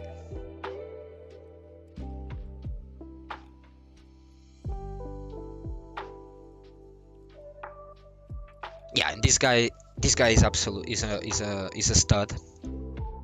Jared Tendler. Oh fucking hell, I learned so much through this book because there is a misconception, right? And a lot of my friends have this misconception that to be a poker player, you have to have the traits of a poker player. You have to have the personality of a poker player. What is that? Well, composure, being calm, not an impulsive person. Well, I'm not none of those things. I had to work fucking hard to be able to, well, at least try anything in poker. And this book was a very big help for me because there's a lot of issues that I had going through the stakes, up the stakes, from the smallest stakes to the big stakes. And I think we can call here on table 1, but it seems very expensive to me, right? I think it's a call, but I don't want to. I think we have time, and I will allow us time. I'm not gonna call here on table 1 5. If we hit the nuts, oh, so be it. Don't laugh on me, or if you do, at least you're having fun. We fold because it's a double suited hand. It's a beautiful hand. Oh my god, and we do flop the ace-6, and I think we could crush everyone here. Someone might have the aces, and they didn't. We would completely demolish everyone. Look, and that's what I said. Oh my fucking! I know someone makes us know we had a flaw. Oh my god, it's so painful. Whatever. Oh shit. Deal with it, Fabs. Deal with it. You need to put money at risk to make money. That's the game. Shit. Look at our ace-6. We make a full house. Shit. What's a wussy? Call me a wussy. Call me a wussy. Oh lord, we could have called such a... But listen, this is... I felt it we're gonna hit. But come on, man, I just wanna... I don't know. Let's see the hand again, because I think it's fun to see it at least, and you guys can see the pain. You can feel the pain in my gobble. Look at this. Oh. And to be honest with you, Iceman only has 333 on our left. We could have called. I think this is a mistake, obviously. I think it's a mistake for sure, but because we are short, we have nothing in our bankroll, guys. We have 0 in our bankroll. Look, we have 0. So we call 5. We are left with 10. That was not compromising. Now that I saw a hand, I can say easily there was a mistake. Although without seeing the hand, I felt that was a mistake. I'm playing on the tight side after what happened in the previous sessions, where we were doing well and then things go wrong. So, and this is another thing, guys. Let's talk about this. First of all, I want to read the Rafa's comment here on YouTube. Rafa says, choose your pain, sacrifice where you work hard on yourself and your empire, or choose pain of regret at your deathbed. Yes, sir. And a very wise words here from Rafa. Basically, yeah, you have choices in life, whatever you want to choose.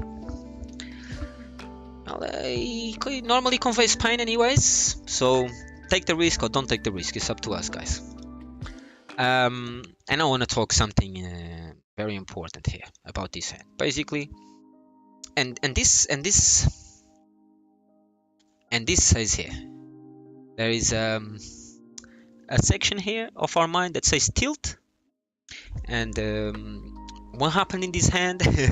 Fuck, it hurts because it was a big pot. How much was the pot, by the way? It's gone, it's the past, I know. We shouldn't dwell on it, but it's just fun, and I think it's interesting for you guys to see. How much was the pot? The pot was 25, guys. God damn, what a donk I am.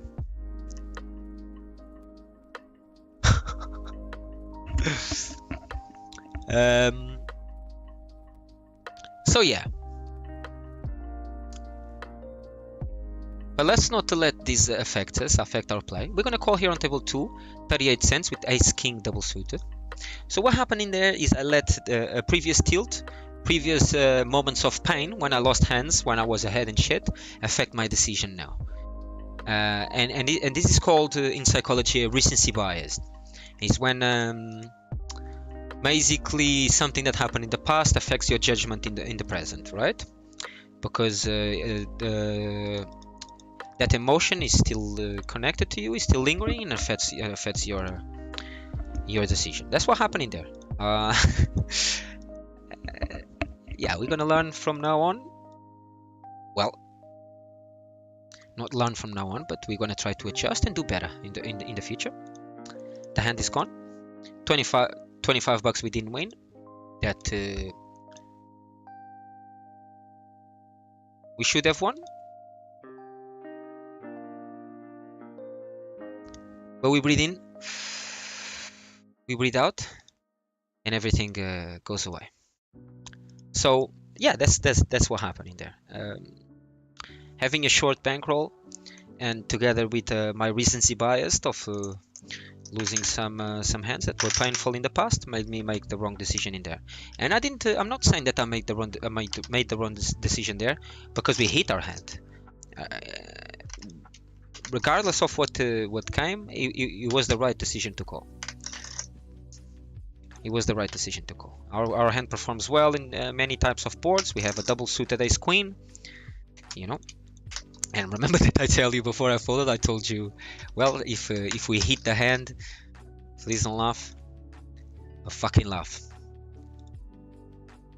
Let's fucking go, people. And we have the ace 6 8 3 on table 2, and it's a double suited ace, and we're gonna raise here. And someone raises us on table 1, and we have a 1 gapper, and now, more than before, we have people talking behind with a lot of money. We don't want to call, because if they raise, we have a lot of dead money in here. We're just gonna fold. But before, if you noticed, Iceman 213 didn't have almost no money, so if we call, he was basically all in. There was no more money from people behind that could take us out of the hand, so I think it was a call. And Rafael Almeida says, bro, self-talk, composed, and you made the decision. It is what it is. Yes. I take my data says, I missed that pot. What happened? Which hand? I'm gonna show you. Was table 1, and let's run through the decision. Let's run through the decision here.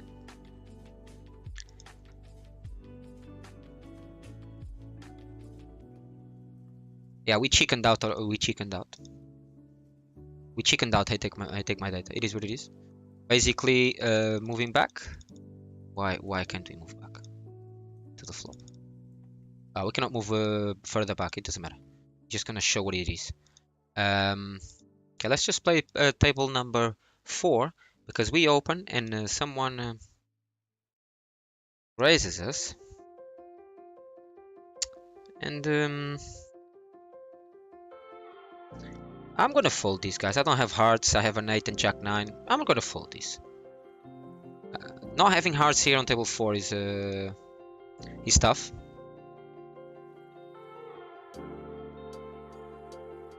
And the hearts come and would have crushes.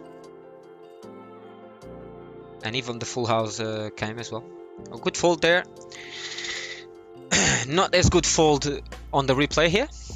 I take my data. So basically I open under the gun. I open 35 cents under the gun. Wow, what happened here? 122. How the fuck this? Why can't I go back? Even back more. Doesn't let me go back. It's annoying, right? Oh, here. Okay, so I open under the gun, 35 cents. Correct decision. Ace queen 9-6. Beautiful double suited hand. These are strong hands to play. We get a call, and a brother 2-3-7 raises 1. Hey, I didn't see this shit. I made a blunder, guys. I made a blunder. Basically, the guy that raised 6 was not the initial guy that raised. There was a raise from brother 2-3-7, and we call this raise, guys. We call this raise because we knew that our hand performs well. So we call. Hey, and then we make a blunder, guys. We missed 25 bucks there. You see, in poker, you have to be like a small mistake is punishable by sometimes a lot of money, sometimes little money. In this case, a lot of money for our stakes that we are playing. Because I call here. If I call here, anyone that is gonna raise me behind don't have aces, so I don't need to fold. Because they just called 35 cents, right? They called 35 cents and now they are raising all in. Yeah, sometimes can happen. They can slow play with aces and stuff like that. Although we have an ace in our hand, is less likely. Everything indicates a call here. Anyways, Iceman calls 122 and Why Me decides to go 645. And Pepe folds. Brother 237 calls. He doesn't even shove, so he doesn't have aces. He doesn't even shove, he just calls. And we have to pay $5 to see this hand. And then we have aces here on table 2. We're gonna squeeze. And the most important thing is that Iceman 213 on my left doesn't have a lot of money, so he cannot re-raise me and take me out of the hand. Right? And we flop a set of aces here. Let me take it down. So this was a call because I'm basically completing the I'm basically closing the action. And by closing the action means that when I call 5 something, no one else behind me can increase the bet again and make me then think twice about my call. Because Iceman 213 only has 333. If he calls, the action is closed. It's basically me closing the action as well. I decide to fold like a chicken. And it's a blunder. In my opinion, now reviewing the hand is a blunder. It's a big mistake. And yeah, the flop is this. We flop top 2 pair, which is a flop that we'll never fold after. Never fold. Especially because brother brother whatever has only 440, and Why Me only has 3. So this will never fold this hand because the pot is 18. They bet like 20% of the pot. We'll never fold with top 2 pair, and we wouldn't fold. They go all in. They have fuck knows, man. Whatever they have, man. Everyone has something, right? Everyone has something, but we would have crushed the pot, crushed the flop, crushed it like hitting hard. We are in, supposedly. We make a full house and no one can beat us. And we would scoop a $25 pot. It was a mistake. It's a mistake of awareness. I made a mistake. It is what it is. So the guy makes a straight. Iceman 213 with 8-7. Right? 5, 6, 7, 8, 9. But our full house trumps that. And we'd have taken it down.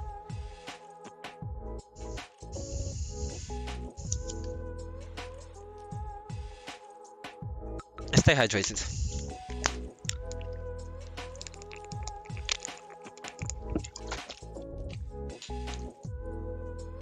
Stay hydrated.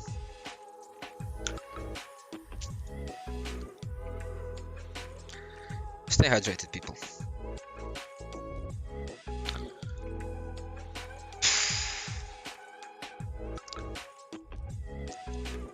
No problem, no problem. It's gone, it's the past. Let's breathe in a couple of times.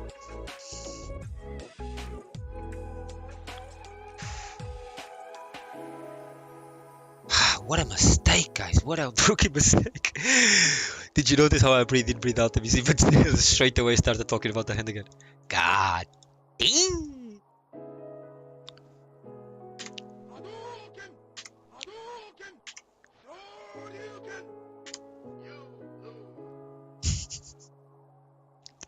It's better to make fun of it, right? Let's go. We fold in table 4. And we're continuing. We're continuing, guys. And now is a calm time. There was a time where there was a lot of good hands that we had. Did you notice? And now it's a calm time again. Poker, like other games of variance, comes in waves, you know. Now we're gonna fold, chill out with you guys. I hope your Friday is going well, and you have a smile on your face, and life is good. And if not, if things are not going well, don't worry, because everything that goes down must come up.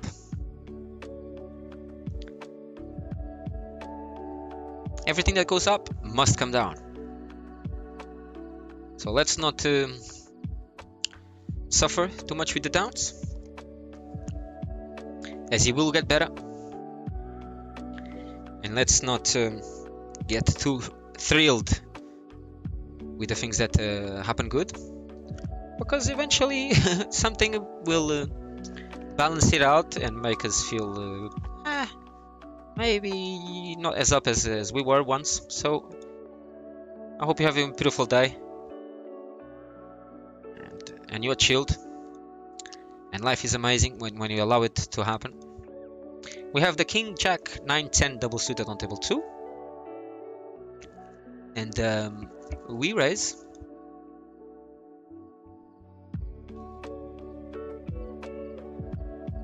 Fucking amazing. Fucking amazing. I take my data. Let's go. I take my data says, I started now my session next to yours. Left side your stream, right side my 2 tables. Beautiful. Let's go. So now we open our 1 gapper double suited here on table 2. We flop top 2 pair and we need to put fire on him because there's a flush draw in there and we don't want him to see it for cheap. If he wants to play, let's go guys. Yes, he needs to pay. Table 4, we have a double suited queen queen. And we get raised and re-raised on table 1. And we only have a pair of 10s with king 9. We muck this. And we have top pair and bottom pair on table 4. We were the raisers. We attacked them. So we're going to continue taking control of the hand. And we bet 75%. We get called by Zoro. We have story with Zoro today. He's a very loose player. And now, guys, diamonds are there. This is a hand that we need to keep on barreling. We have a 9 here, guys, on table 4, and this 9 is very important because it's unlikely he has 9-10, so our 2 pair might be still good. We pot. He might have diamonds. Well, now he raises, and I don't think we can continue, guys, because Queen Jack is ahead of us. If he has Queen Jack, he is winning. If he has Queen 8, he is winning. So I don't want to put any more money in here. We were aggressive. We took control of the hand. He's telling us that he's better than us. And we are not stubborn. We listen. Okay, you're better than me. I fold. But pay attention. Zoro is a quite cheeky guy. So how much do we have in total here? Let's go to our lobby. Let's open what is in play. And we have 103 bucks. And as we keep on going up the stake, with our roll, we're gonna move up the stakes. We're gonna go to 10 cents small blind, 25 cents big blind. But not yet. I need a bit more room. I need a bit more room here. I take my data. Smash it. Be lucky. Be skillful. Be wise. Be patient. Be in control of your emotions, which is the thing that makes money move the most in poker. It's tilt. It's someone on tilt that gives money to another. That's mostly the transactions that happen in poker.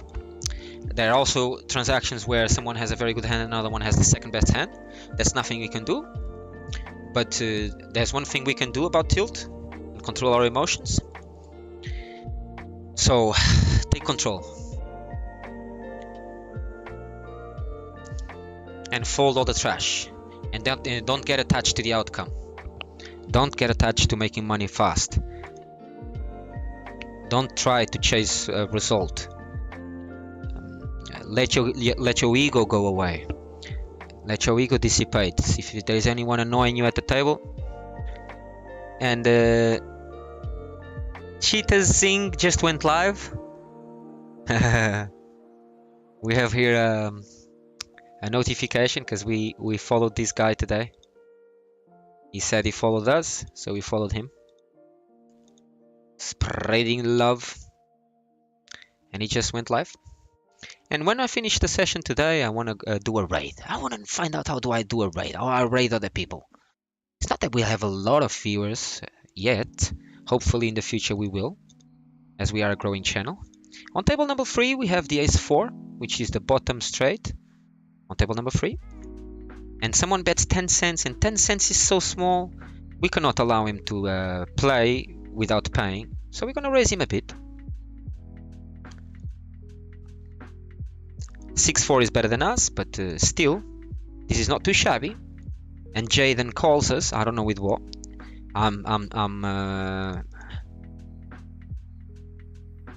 I'm scared that he might have 6-4 in his slow players, but that until he proves us that he has 6-4, we're gonna continue barreling on table 3, and we barrel again. And Jaden folds. And we have ace 9 free, and these hands are normally an open. A pair with ace with an ace suited to the ace is normally an open, so we open. And on table 2 we have ace jack jack 4 suited to the jack, and someone bets 25. He has only $2 in his stack. We could raise him to try to put him all in, and I think that's probably the best play. Hopefully he doesn't have queens or kings. So we raise him. We have a call from Ritalin. And the fucking table 3 again, the same guy is betting 10 cents, Cocolino on table 3. And we have the nut flush draw, and we're going to put pressure, hopefully he falls straight away. And on table 2, very interesting hand. Well, table 3 first, we have to call these, nothing you can do. He has a straight, we need a spade. We don't make a spade, he takes it down. On table 2, we have jacks and a flush draw. The way I prefer to play this is to check and then play jack 10. If an 8 or a king comes, we're going to pretend to have jack 10. So we just check on table 2. And we keep the pot small because we want to see a flush, right? We want to see a spade on the river. And by keeping the pot small allows us to be able to call 270 now. That's what we're going to do. We call 270 on table 2. And the spade comes and he's saying that we are burning money. Let's see what he does now that we hit our macadamia nuts. Let's see if he's so happy like he was before. Let's see.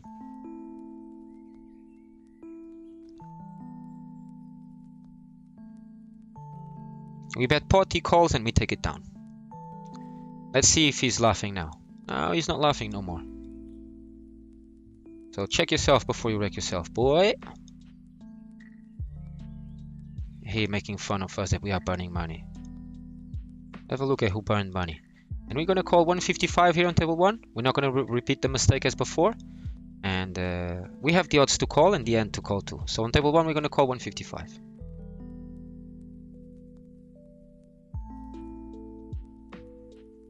And we flop the nuts with jack 8. We have the nuts at the moment. Jack 8 is the nuts. There's 2 spades on the board. So they can still make a nut flush. They can still make a flush. A flush is better than a straight. But even though the pot is 9, we have on our stack 11. We have to go all in because we have the best hand at the moment. Everything can change though. So we go all in.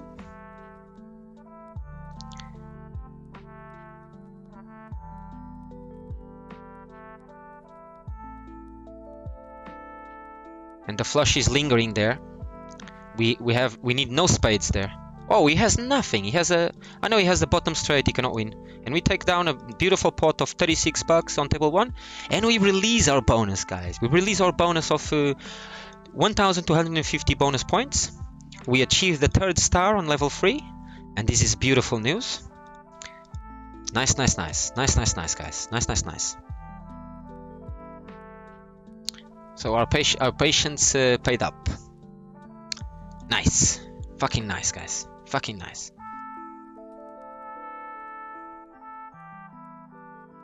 And on table 2, it looks like we have a lot, but we don't have that much. We only have an ace 9, and anyone with a 4, which I think no one has a 4, otherwise they would have bet already. Or anyone with queens, or anyone with ace king, ace queen, ace jack is ahead of us. So we're just going to check, and hopefully everybody checks, and we can go to showdown. It's unlikely that we are winning these, guys. There's a lot of people in the pot, table 2. And someone has an ace 10 and took it down. She's better than our ace 9. Table 3, we have a beautiful hand. We have ace king double suited on table 3. And we flop top pair, bottom pair, and nut flush draw. This is a monster.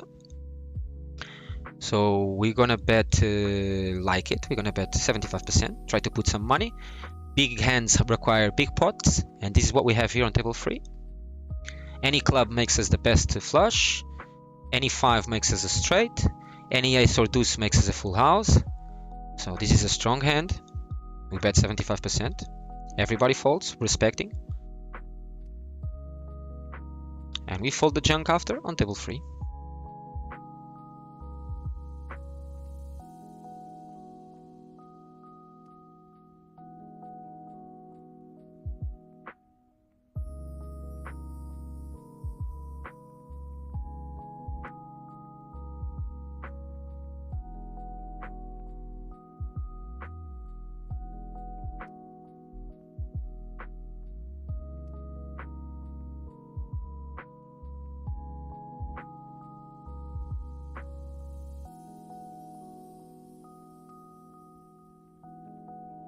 How is everyone doing?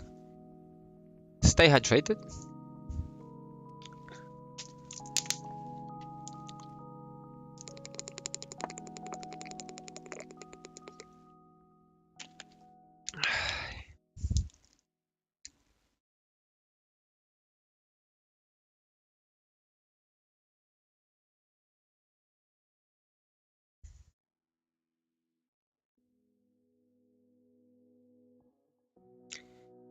Happy Friday, everybody. Happy Friday, my friends.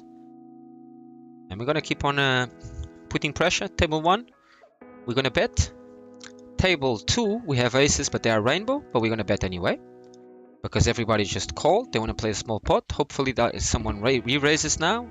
And we go all in with our aces. Because these aces don't play very well multiple streets. On table 1, we get raised by Jale 12. And we're gonna call with ace jack 3-5. I think is enough to see some good hands if he comes. And deuce 7 is not the flop that we were expecting, so we're gonna fold.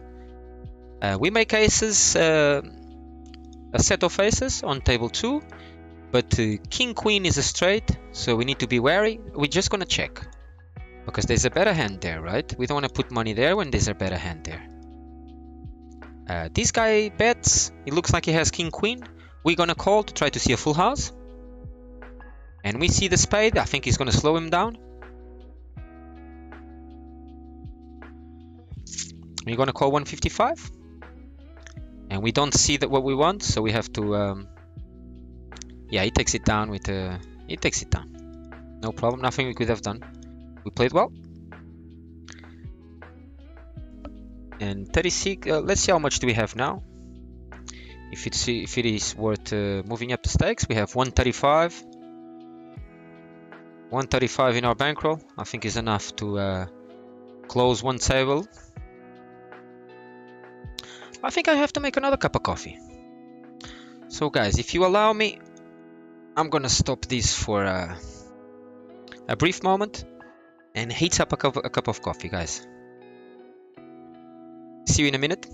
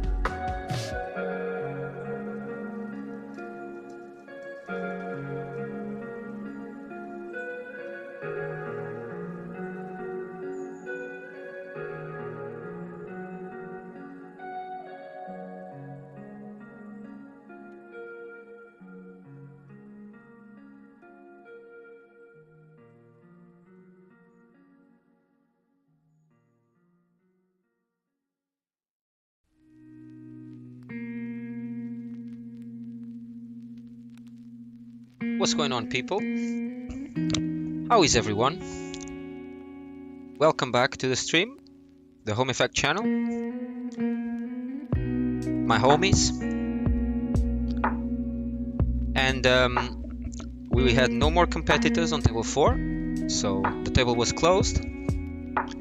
And we have 100 and something.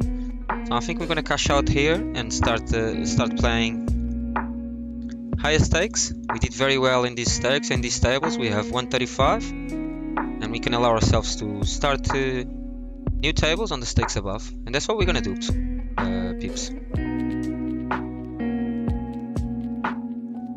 That's what we're gonna do. I'm gonna start opening a table here,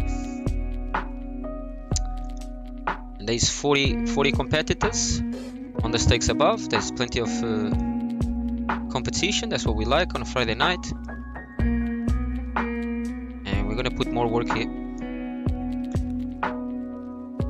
Opening Omaha 25, table 4, and we're gonna close tables one by one.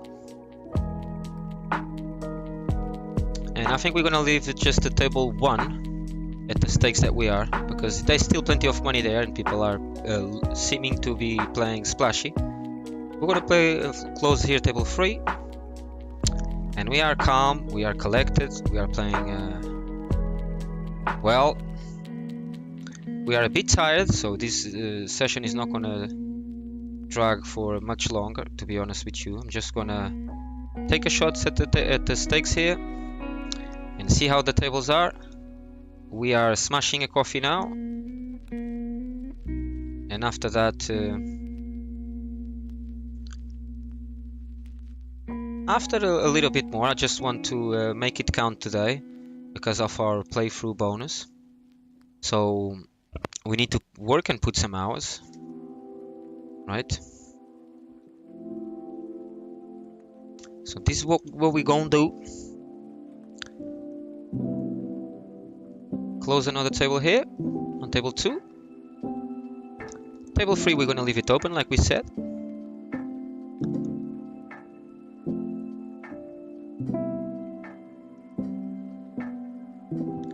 And we're playing good.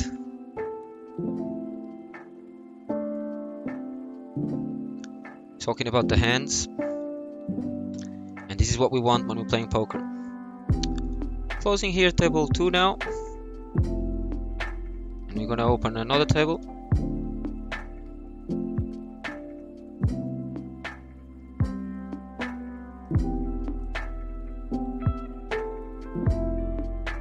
And we're gonna keep on playing tight. That's what we want. Playing tight, playing collected, calm, take our time.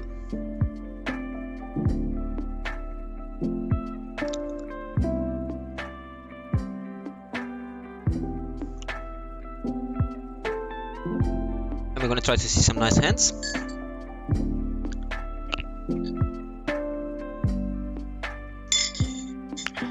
Hope you guys are well, having a nice Friday.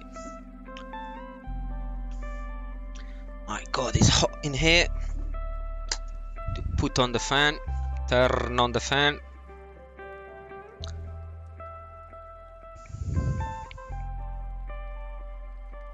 And we here, people, we here.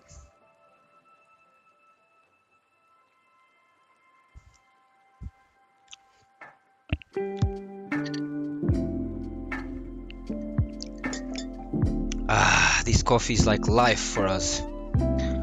My God. It's just what we needed.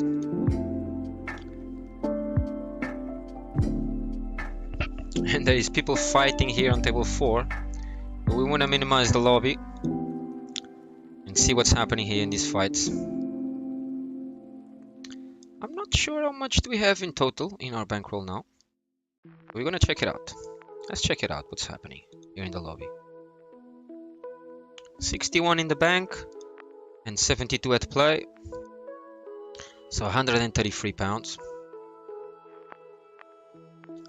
Solid session so far. with decent results. A couple of mistakes, but overall we're playing a good game. And we make a small straight here on table 1 with ace 3.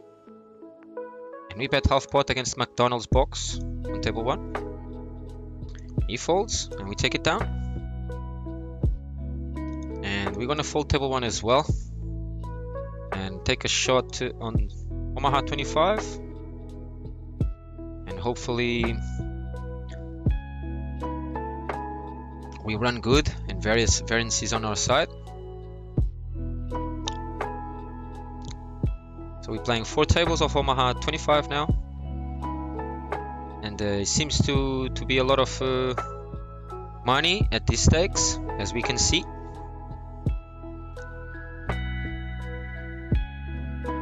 And we have 84 on the bankroll and whatever we're playing now on the tables. So we're gonna play our best game and try to continue the run up slowly but surely. Welcome to the channel. If you guys are watching on YouTube later on, thank you. Like, subscribe, share if you like the content. It's a pleasure having you here. It's a pleasure to have you watching my work. Hopefully you learn something and you can make this your work as well if you intend to. And we have a few players playing in every single table. Vashka on table 1, 3 and 4.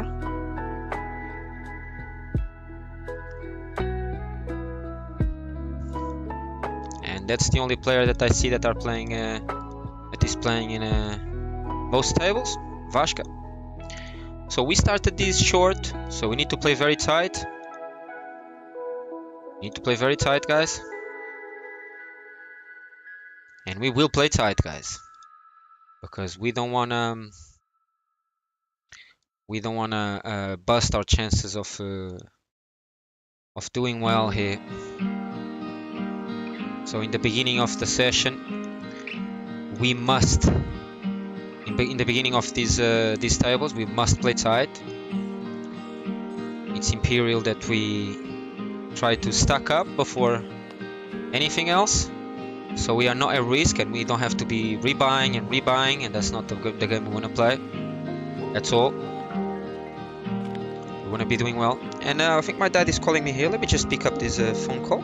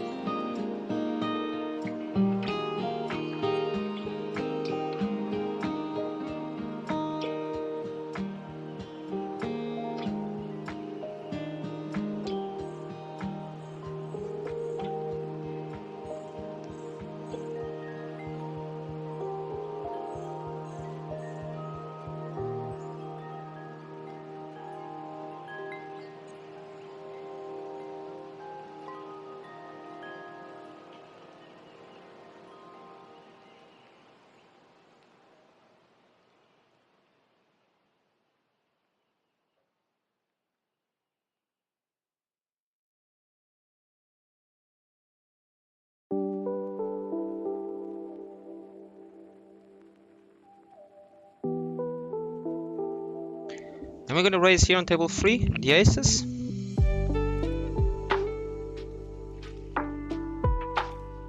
we're going to call table 2 to complete and defend the big blind. Vashka calls. This guy raises on table 3 and a big pot alert. It's very important that we can run good. And we're going to go all in here on table 3. Hopefully we have a clean board and we triple up. That would be very important at this moment.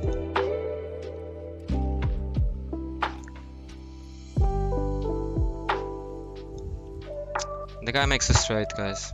And we lose. Our first buy-in we lose. On these stakes we played well. We just didn't run in the way we wanted. It's all good. It was a big pot. Just didn't go our way.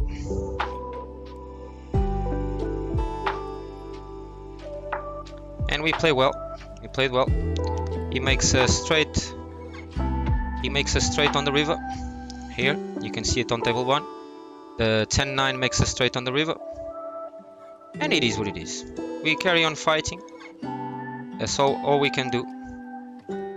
Carry on fighting. Our first bullet on Omaha 25. It's gone. Was a nice pot. $25 pot. It would be a complete double up.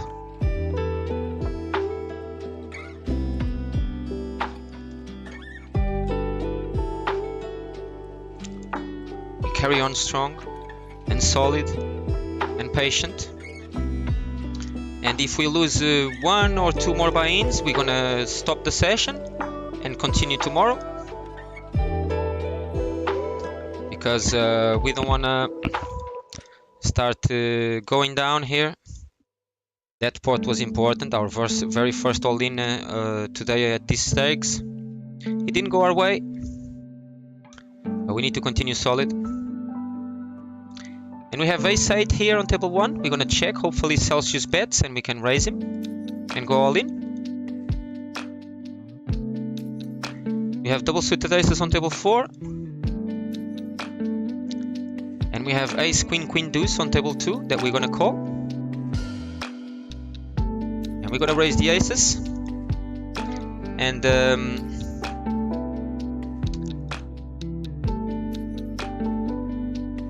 here on table 1 we're gonna raise this, and we flop a queen, set of queens, top set on table 2,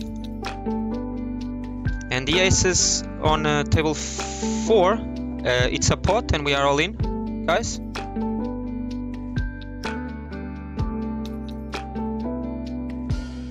And the queens here on table 1 with an ace 8. It's enough to bet.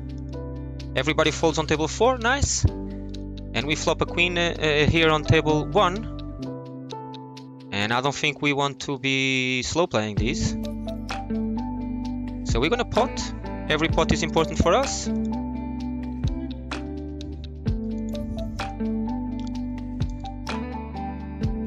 we take it down on table 2. Very important pot, guys, on table 2. We double up. And that's a good start for us. Well, it could have been a great start if we also double up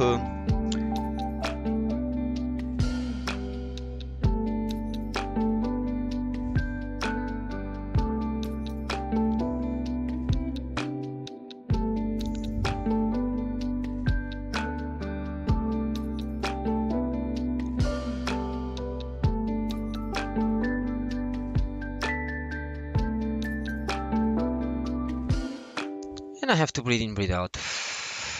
My dad, to be honest, just called me and it annoyed me a little bit, so I need to breathe in, breathe out and not let external factors affect us here in our game. And table 3, we open queen 10 4 9 double suited. This guy raises us. We get a call from Vashka, and I think we're gonna call as well. We have enough equity to call this. And we flop a 10, but it's not enough. So we're gonna check fold this. Most likely a leap is gonna bet all in, but we're gonna bet pot and put all the money in. And we don't have enough to call. That's exactly what he does. We fold.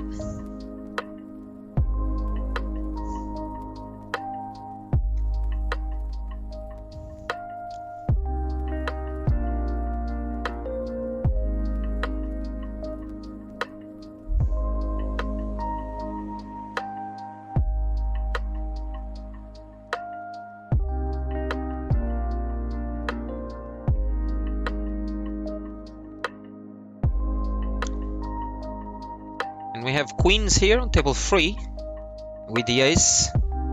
This is an open.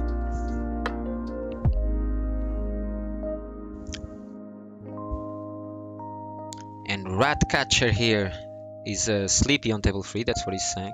He's like, oh, I'm sleepy. And we're folding all of these hands, trashy hands. All of these hands, guys.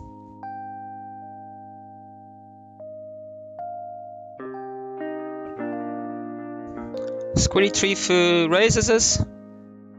I'm not sure what this guy has, to be honest with you. I think we can call first. And the flop is good enough for us. We're going all in on table 3.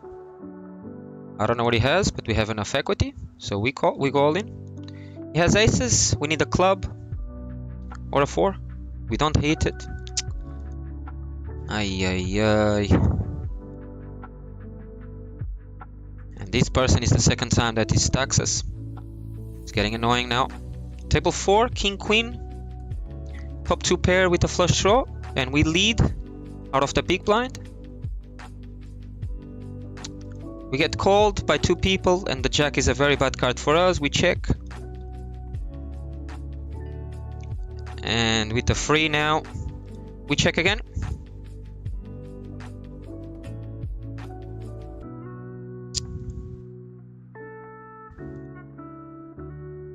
And we need to be very careful, guys, very careful with our stacks here. We need to stack up before anything else, guys.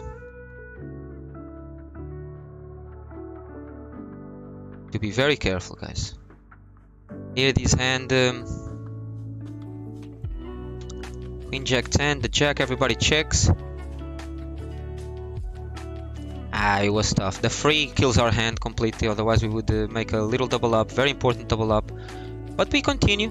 We need to run good like we did on the stakes below. And moving up the stakes is always risky, is always a risk, right? But we're taking it. We have 60 bucks in our roll.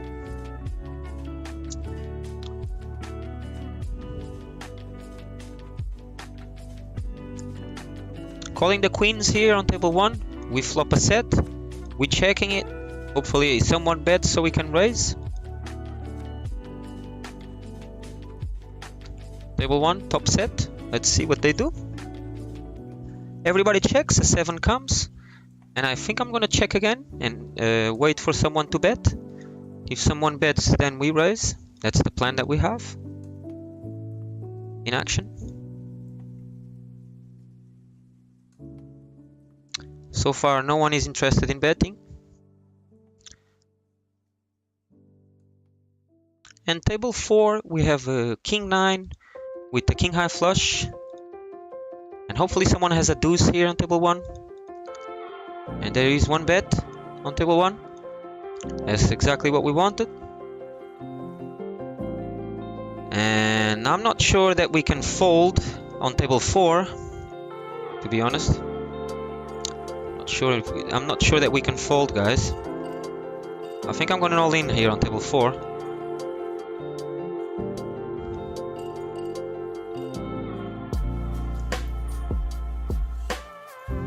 Yes, and we hit it.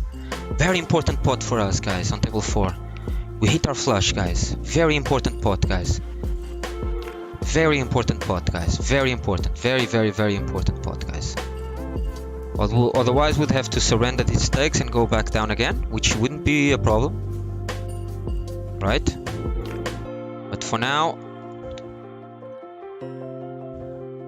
if we keep on growing these stacks, we won't have to do that.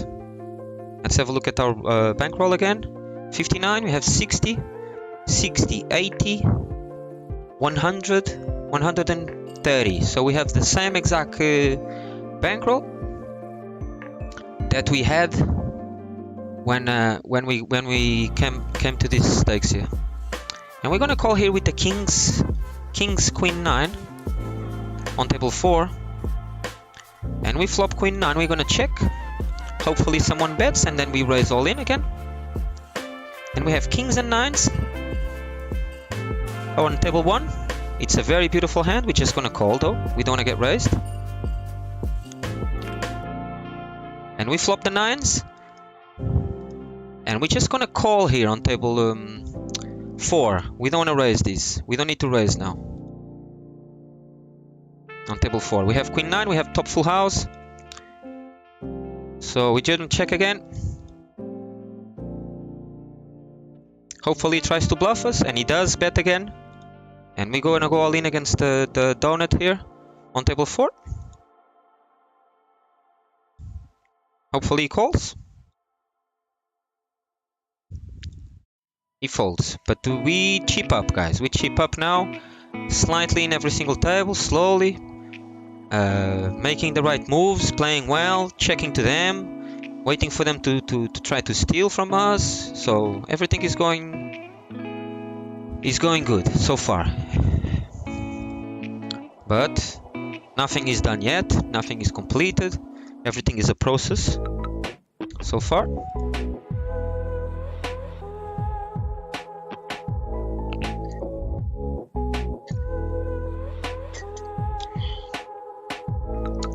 And I'm gonna call here with a straight draw on table 4.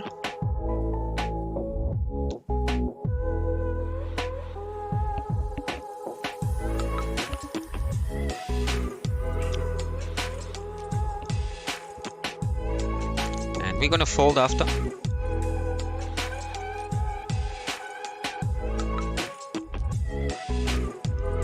Yeah, we're gonna fold now here on table 4.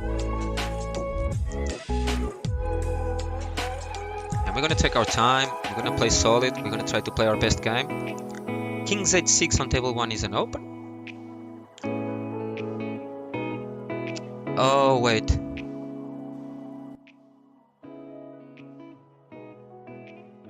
And the music was too loud, guys, here. I'm sorry. I left the music too loud, guys. I left the music too loud, guys, for you. I'm sorry. I just turned it down. For sure was annoying people, because you couldn't listen to me properly, but I corrected it.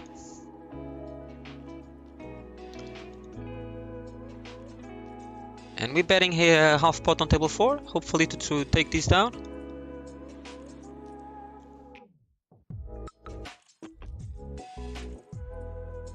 And we have 2 folds, we just need another fold. We got a raise and we fold now.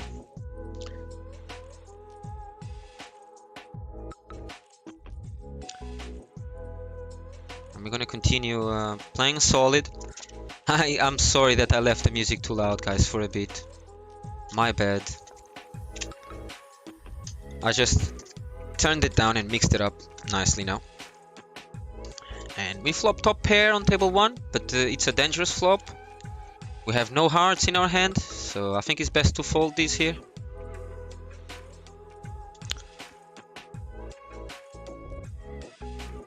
We have the aces rainbow on table 1. It's a decent hand.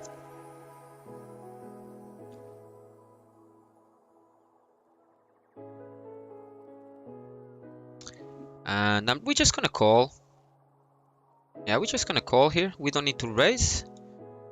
Hopefully someone raises behind us. No one raises, and the flop is very dangerous. I'm glad we just called. We've become very dangerous, so we fold here.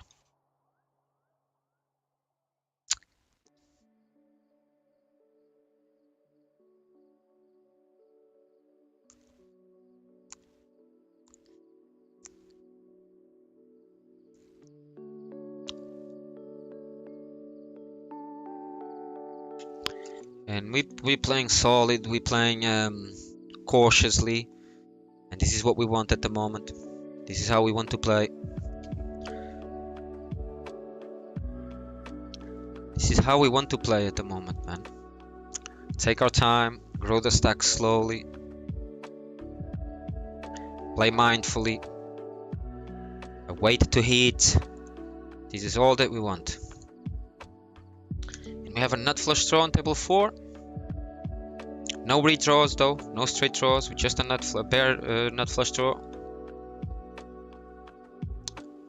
And just gonna fold here. Let him take. Let the donut take.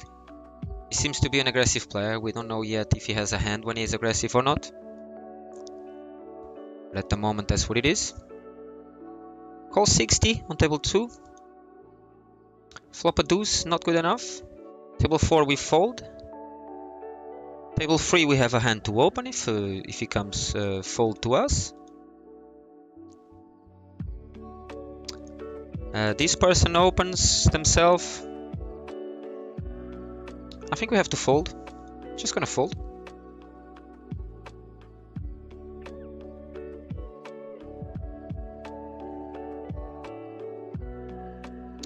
And Vasca calls on table 1, our raise. And the flop is ace-8. And I think we can continue to bet.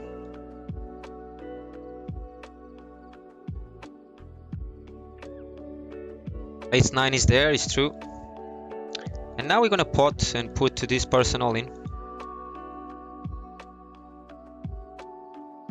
And luckily for us, nothing comes and we double up. On table 1, beautiful outcome. That's exactly what we needed. Beautiful outcome, people, beautiful outcome.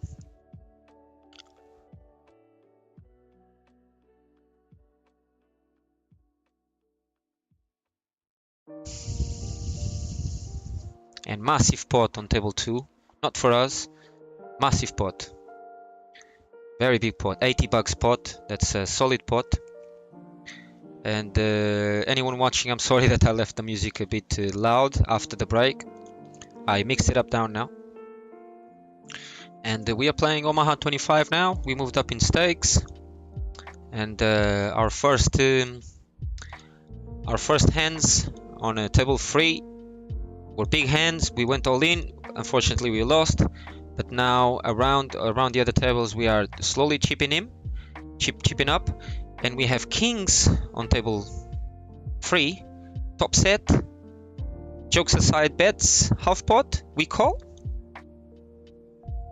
An 8 comes. We check again. And I believe he's going to bet big now. He only bets 3, so he allows us to call again. And a 10 makes us the nuts. He might have the nuts too. Let's see what he has. He does have the nuts too. And we split the pot. So good for us that we hit it. Nice. And we have King Queen 9-9 on table 3. And this is a call. If everyone calls to us, we have the odds to call, so we're gonna call. Very important stage. Now this person here raises and we have to fold. A very important stage of our challenge. We moved up in stakes and it's important that we run good. If we don't, we're gonna try to be mindful, very mindful people, and drop down in stakes again. At the moment in the lobby we have 60 bucks. And then we are playing with the rest that we have on the tables, and which is a total of 60 plus 85, 145 in there. So we are slightly up from when we moved up in stakes, and we're gonna try to be very solid, play a very solid game, and slowly chip up, because we don't want to make the same mistakes that we were doing before. We want to be very careful, guys, because this means a lot to us now. Very careful, people. Very careful. We're gonna call here carry on table 1 with the ace queen 10 deuce with the best position at the table.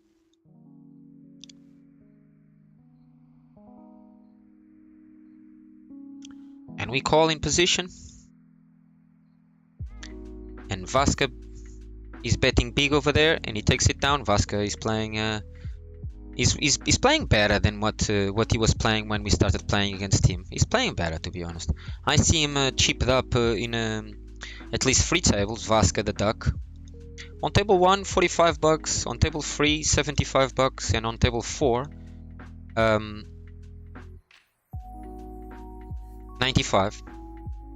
So props to him. We're gonna call here the Queen 10-10 Jack, and we flop a monster.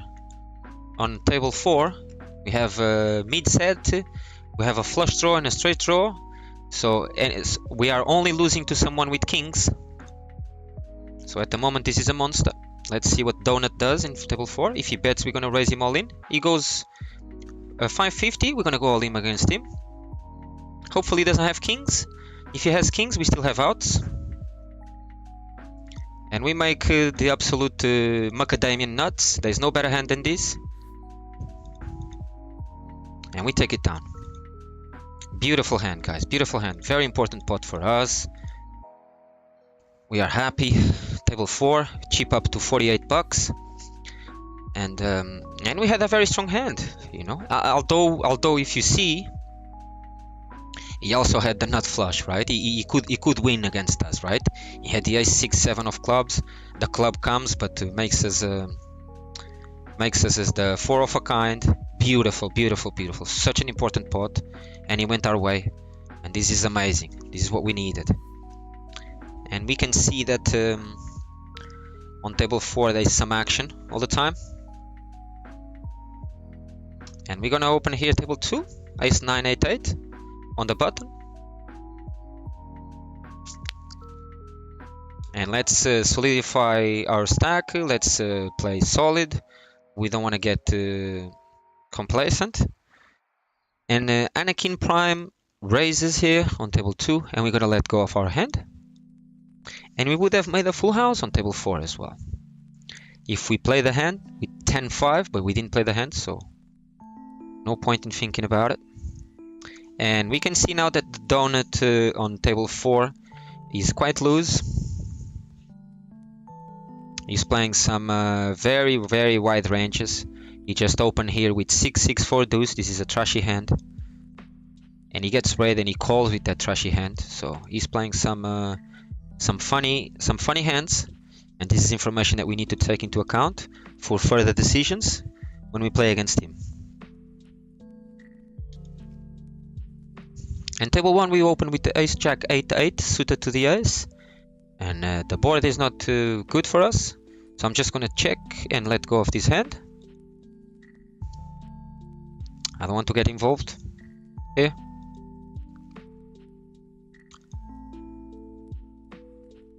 And now I'm gonna try to take this down, because I have a lot of ace 5 in my hand that they don't.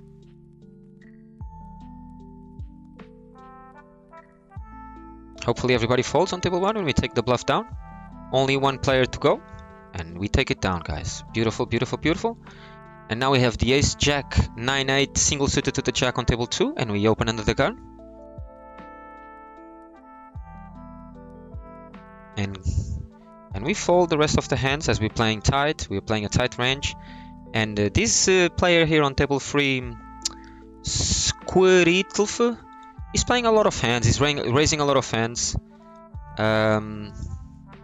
She's playing in 2 tables, table 2 and table 3. So we're gonna pay attention to this. And we're checking here on table 2. We have a 9. So let's see what she does. And she lost a big pot over there. And we're gonna bet here with the straight on table 2. Hopefully everybody folds and we take it down. Everybody folds, we take it down. Nice. Our stacks are decent. We are in control at the moment of our emotions. We are playing fine. Nothing to say. We just need to continue like this. We drink our coffee. I'm full of energy now, probably more than I needed. Slight anxiety creeping in, but we're gonna manage it. And we have a queen high flush draw on table 2, and we check. And perhaps we can call here one if he doesn't bet too big. That's what we're gonna do. We could raise, but he's dangerous. We have a 4. We could raise here, but our bankroll and stacks don't allow us to play these risky moves, so we're just gonna call. And now our hand improved because a straight draw is there as well, so we're gonna check and call again. Let's see how much is he gonna bet. He checks, and we make a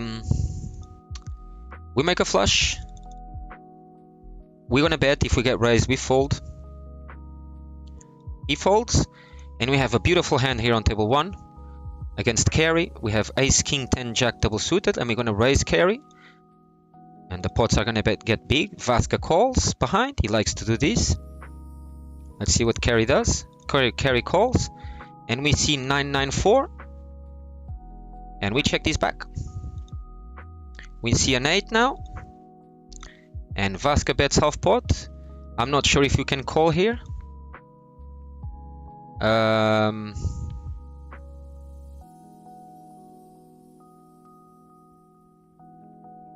Because 9-8 is completely demolishing us. So I'm not sure. I'm not sure if we can call here. I'm afraid the full house might be there already. So unfortunately our hand looks amazing. I think we have to fold it though. I don't want to be drawing into a hand that is already dead if he has 9-8, unfortunately. And I'll trust his judgment, I'll trust his play, and I'll fold.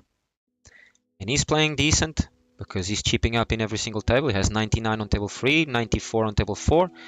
And now look at this big stack that if we raise the big pot that is going to be on table 4. Look. And we have to raise here with 9. I think Vasca is going to call for sure. He folds. Nice. This is what we needed. Vasca folds. The donut calls, and we have aces. If he doesn't have a 5, we are in a good place to scoop a nice pot. Let's see if the donut has a 5. It doesn't. No 10, please. No 6. And the 6 comes and takes it down. 35 bucks pot. He completely sheds his pants and runs a full house on us. Very unlucky there, guys. Very unlucky there. Very unlucky there. It's a pot that we would love to win. 35 plus our 30 would be left with 65. No 10, no 6. A 6 comes and he makes a full house, guys. Unfortunate. Very unfortunate.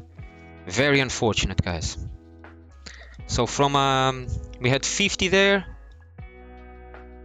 We had 50 before that hand, and now we have 30. So we went down there. Such an important pot for us. Every pot is important now. But we're not gonna cry about it. He ran this way. He got lucky. We had 90% chance. He had 10% chance, and he hits his hand. Nothing we can do. Now we have a queen jack 8-9 here, and this is a hand nice to squeeze, and we're gonna squeeze. Vincent Law calls. The donut is gonna call as well, and we see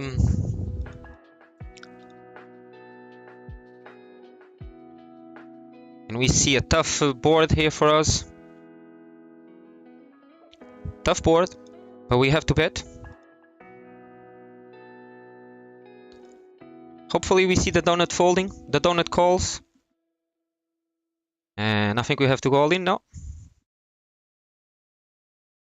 We are dead. We are dead, guys. And we donk off against this person now. Very, very, very, very unlucky, guys. Very unlucky, very unlucky, very unlucky the previous hand. And now we push our edge, try to get something out of this hand, and we don't get there, and everything crumbles in that big stack, guys. Everything crumbles, guys. We have 2 pair here. We have a knight. Oh my god. And nothing we can do. We cannot stop. Once we start here, once we bet here, we cannot stop. The guy calls us with a trashy hand. He hits ace-7 and he doesn't let go. And he takes it down, guys. He takes it down. A 63 pot. In poker, everything changes very quickly. And unfortunately, it didn't go our way, guys. It didn't go our way. It's sad. It's important.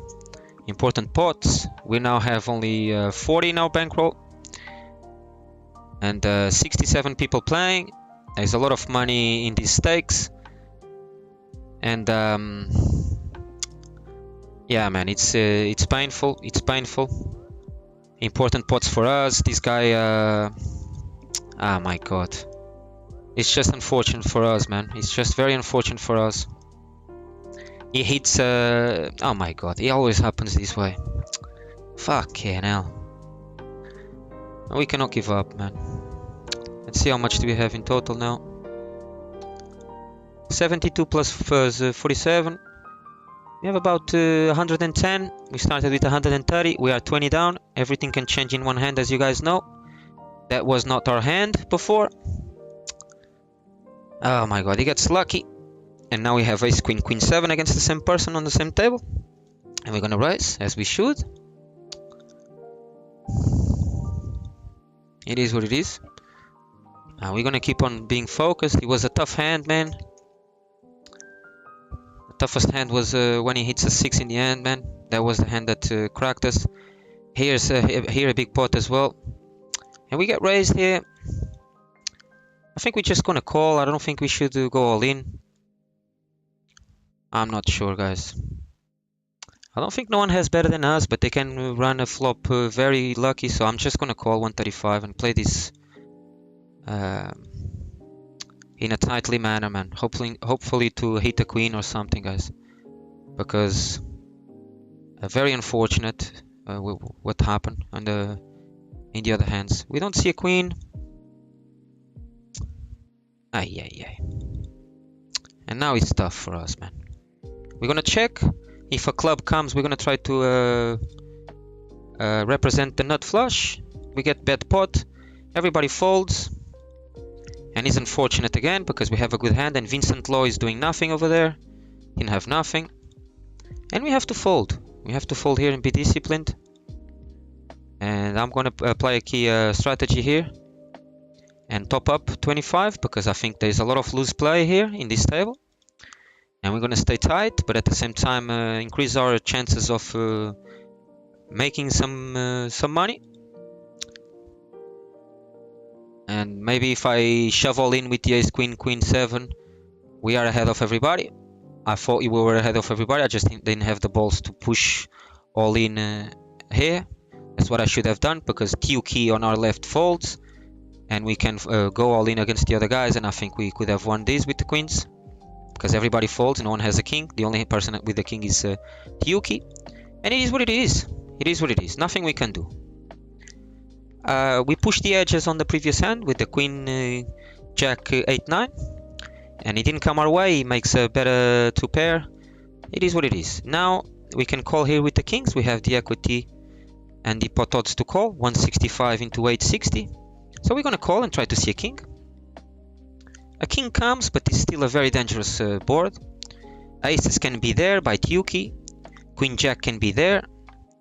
And it's very dangerous for us. Very dangerous. So we're gonna assess this very slowly. In a mindful manner. Tyuki pots. I think he has aces a lot. The donut calls and I have to fold these guys. My kings are not good here. A lot of the times. Most of the times the kings are not good here. On table 2. On table 2 we have a set of threes. We're gonna call to see if we can pair the board.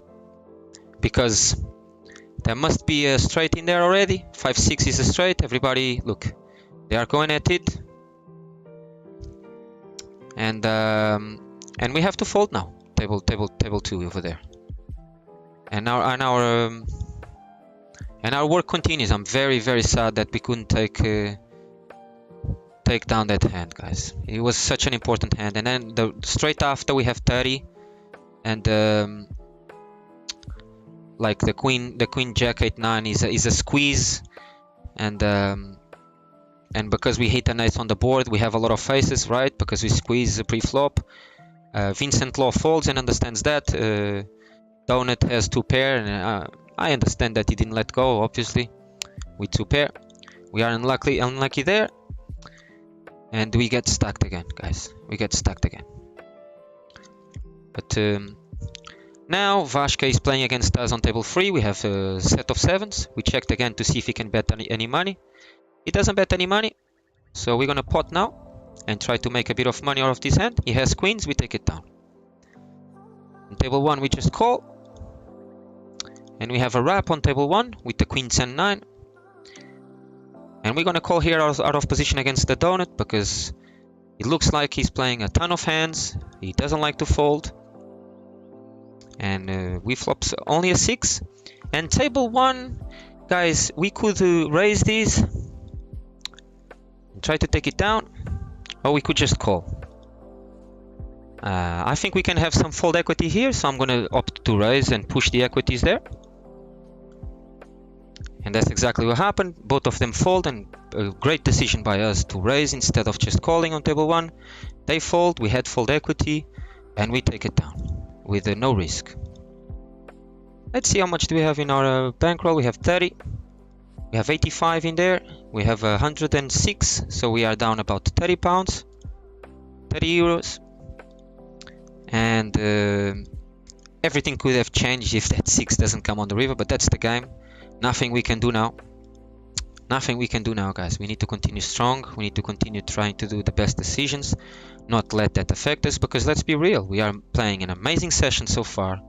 We're playing very well, so let's not one bad beat ruin our session.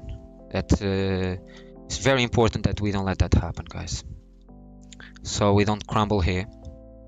We are coffeed up, we have enough energy, nothing stops us from folding and being patient here and seeing the best hands. So we're gonna take our time, because one hand shouldn't be enough to make us go out of rails and start losing here.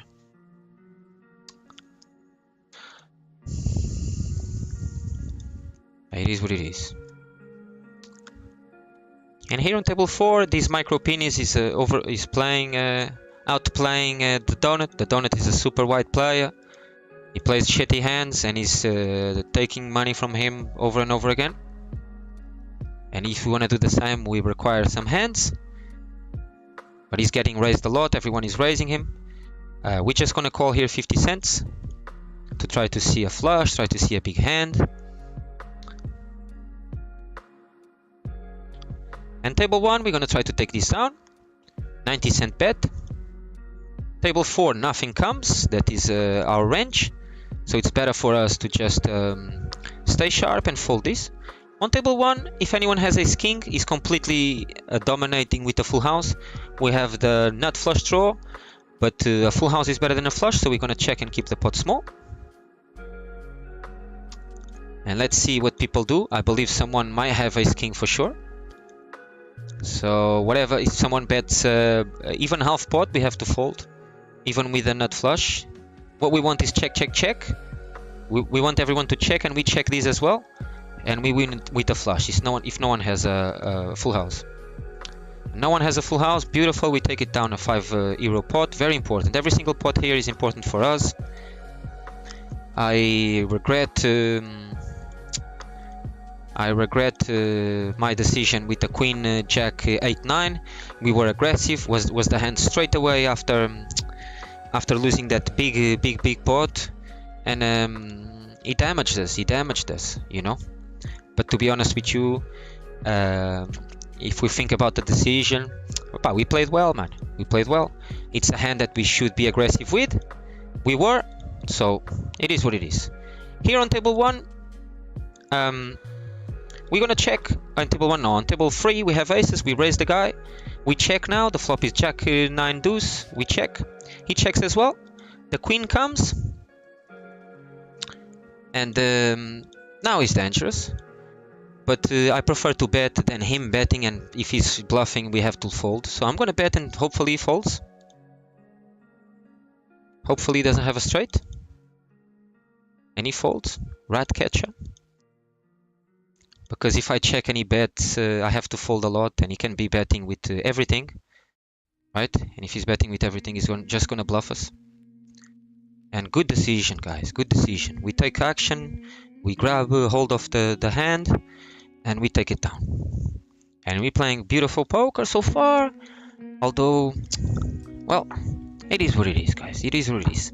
Here on table 4, we stacked up so nicely, and now it happened. But we're gonna try to stop dwelling on it and let it go. It's very important that we let it go. Although so far it's not affecting our decisions. We're playing very, very good decisions all around, and we're going to try to continue like that. And we have ace king on table 3. Kings are there, so most likely we have the best hand. We check to see if anyone is interested in putting any money. And yeah, let's see. And now we're gonna bet half pot on table 3 with our ace king. But this is to prove that we need to be sharp at all time. We need to pay attention at all time because things change very quickly. And now Ratcatcher raises us. We bet half pot. He raises us. First he checks the flop, and now he raises us. And we have to call and try to see a 10 or an ace because he might have 6s. We see a jack, so we check. Dangerous. And on table 4 we have a possibility of a straight with 6-5, so we're gonna bet. And we only have ace king, guys, here on table 3. I don't think we are winning, to be honest. Because so I think we're gonna fold here on table 3 and keep on being tight. You know, I don't understand the play. The guy checks the flop first, and then when we bet half pot he raises. Is he bluffing? It's possible that he's bluffing, but now he just bets 75%, so it looks like he wants a call. He might have king 6, he might have 6s, and we only have ace king. There's full houses here available, and we don't have a full house, so I think it's better to fold what it looks to be a value bet from him. So we fold, because our mind is still in the right place, we're still in control, and there is more opportunities down the road, and we will wait for them, guys. It is what it is, guys. Fucking hell, I could feel the 6 coming or the 10 on that big pot, guys. I could feel it. It is what it is. And then after, like the hand straight away after, we get crushed. Get crushed by the 2 pair, guys. With a raggy hand. It is what it is, guys. It is what it is. And we get raised here. There's a limp and a raise on table 3. We have a beautiful double suited ace, and we're gonna raise this. And try again with our aces. Put money in the middle and try to put money in the middle when we are ahead. That's the only thing we can do. And Ratcatcher calls, and we have a jack, so this is all in always, guys, regardless if we win in the end or not. We have ace jack. The SPR select to pot ratio is 1, so there is no fold in this hand, and we call. And we need to run good, or I don't know if we are ahead still or if we are already losing, but regardless we cannot fold the hand. And we have to carry on.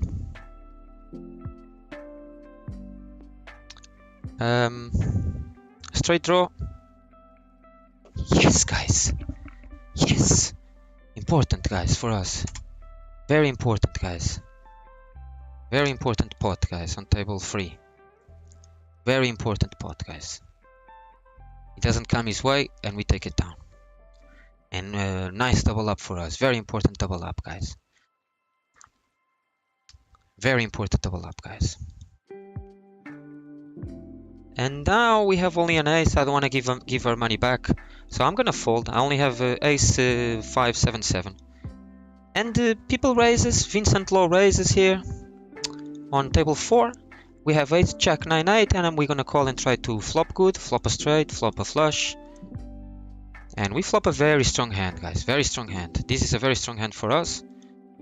And we're gonna pot and move all in here on table 4 with a flush draw, with a pair. We have a lot of equity here. Hopefully he has only aces, nothing else. And we run good. We need a heart. Everybody has hearts. Yes, yes, yes, yes, yes, yes, yes, guys. Such a big pot, guys. Yes. God bless the gamble, the god of gamble. Such an important pot, such a big pot for us. We take everything back from them, guys. Yes, yes, yes.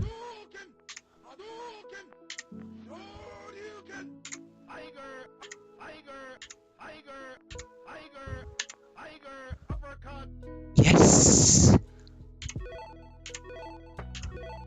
and we gain extra lives, loads of extra life, guys. The heart in the end, and the same way sometimes he goes their way, it can also go our way as well, guys. Beautiful, beautiful. We were ahead of all of them on the flop, to be honest. So we were ahead of all of them, guys. All of them. We were ahead of all of them. Okay? We were ahead of all of them. If you see the equities, I'm going to show you the equities. We were ahead of all of them. Okay? Check the equities. Beautiful hand, guys. And this is the importance of playing the nut flush draw. Playing the nut flush draw is super important in this game. If you see, they also had the flush draw, but could not beat our flush draw, which was the best flush draw. Check out this beautiful hand. Amazing. Check this out. The flop comes and we have top pair, top kicker, and the nut flush draw. We have ace 8 over there, and a 10 makes us the nuts. Any heart makes us the nuts, and what they have is just a draw. They don't have nothing yet. They don't have nothing yet, guys. They do not have nothing yet. And on table 1 we have to raise the ace king jack 9, and the turn makes someone the best hand, guys, and it's not us. If you see, the turn makes 9-10 a straight. Check this out. 9-10 makes a straight on the turn. Check it. The 6 makes 9-10 the straight, guys. Huh? The 6. And we're gonna bet pot here on table 1. Hopefully it doesn't have an 8. He folds. Beautiful.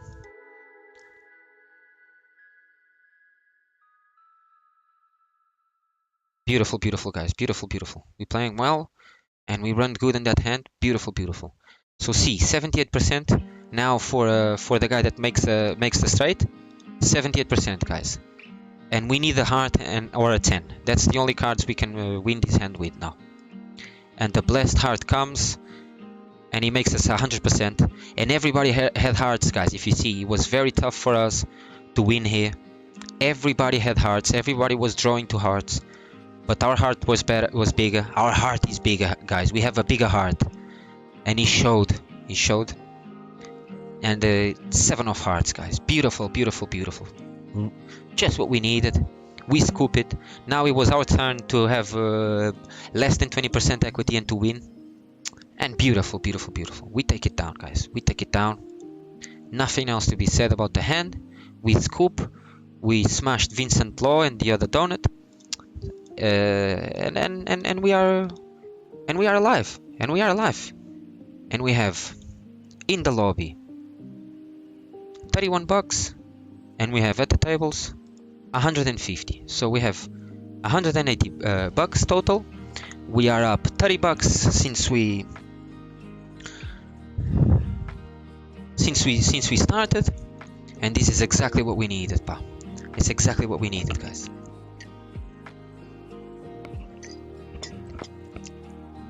And we continue the grind. Beautiful, beautiful, beautiful run out, guys. Beautiful run out, guys. Beautiful run.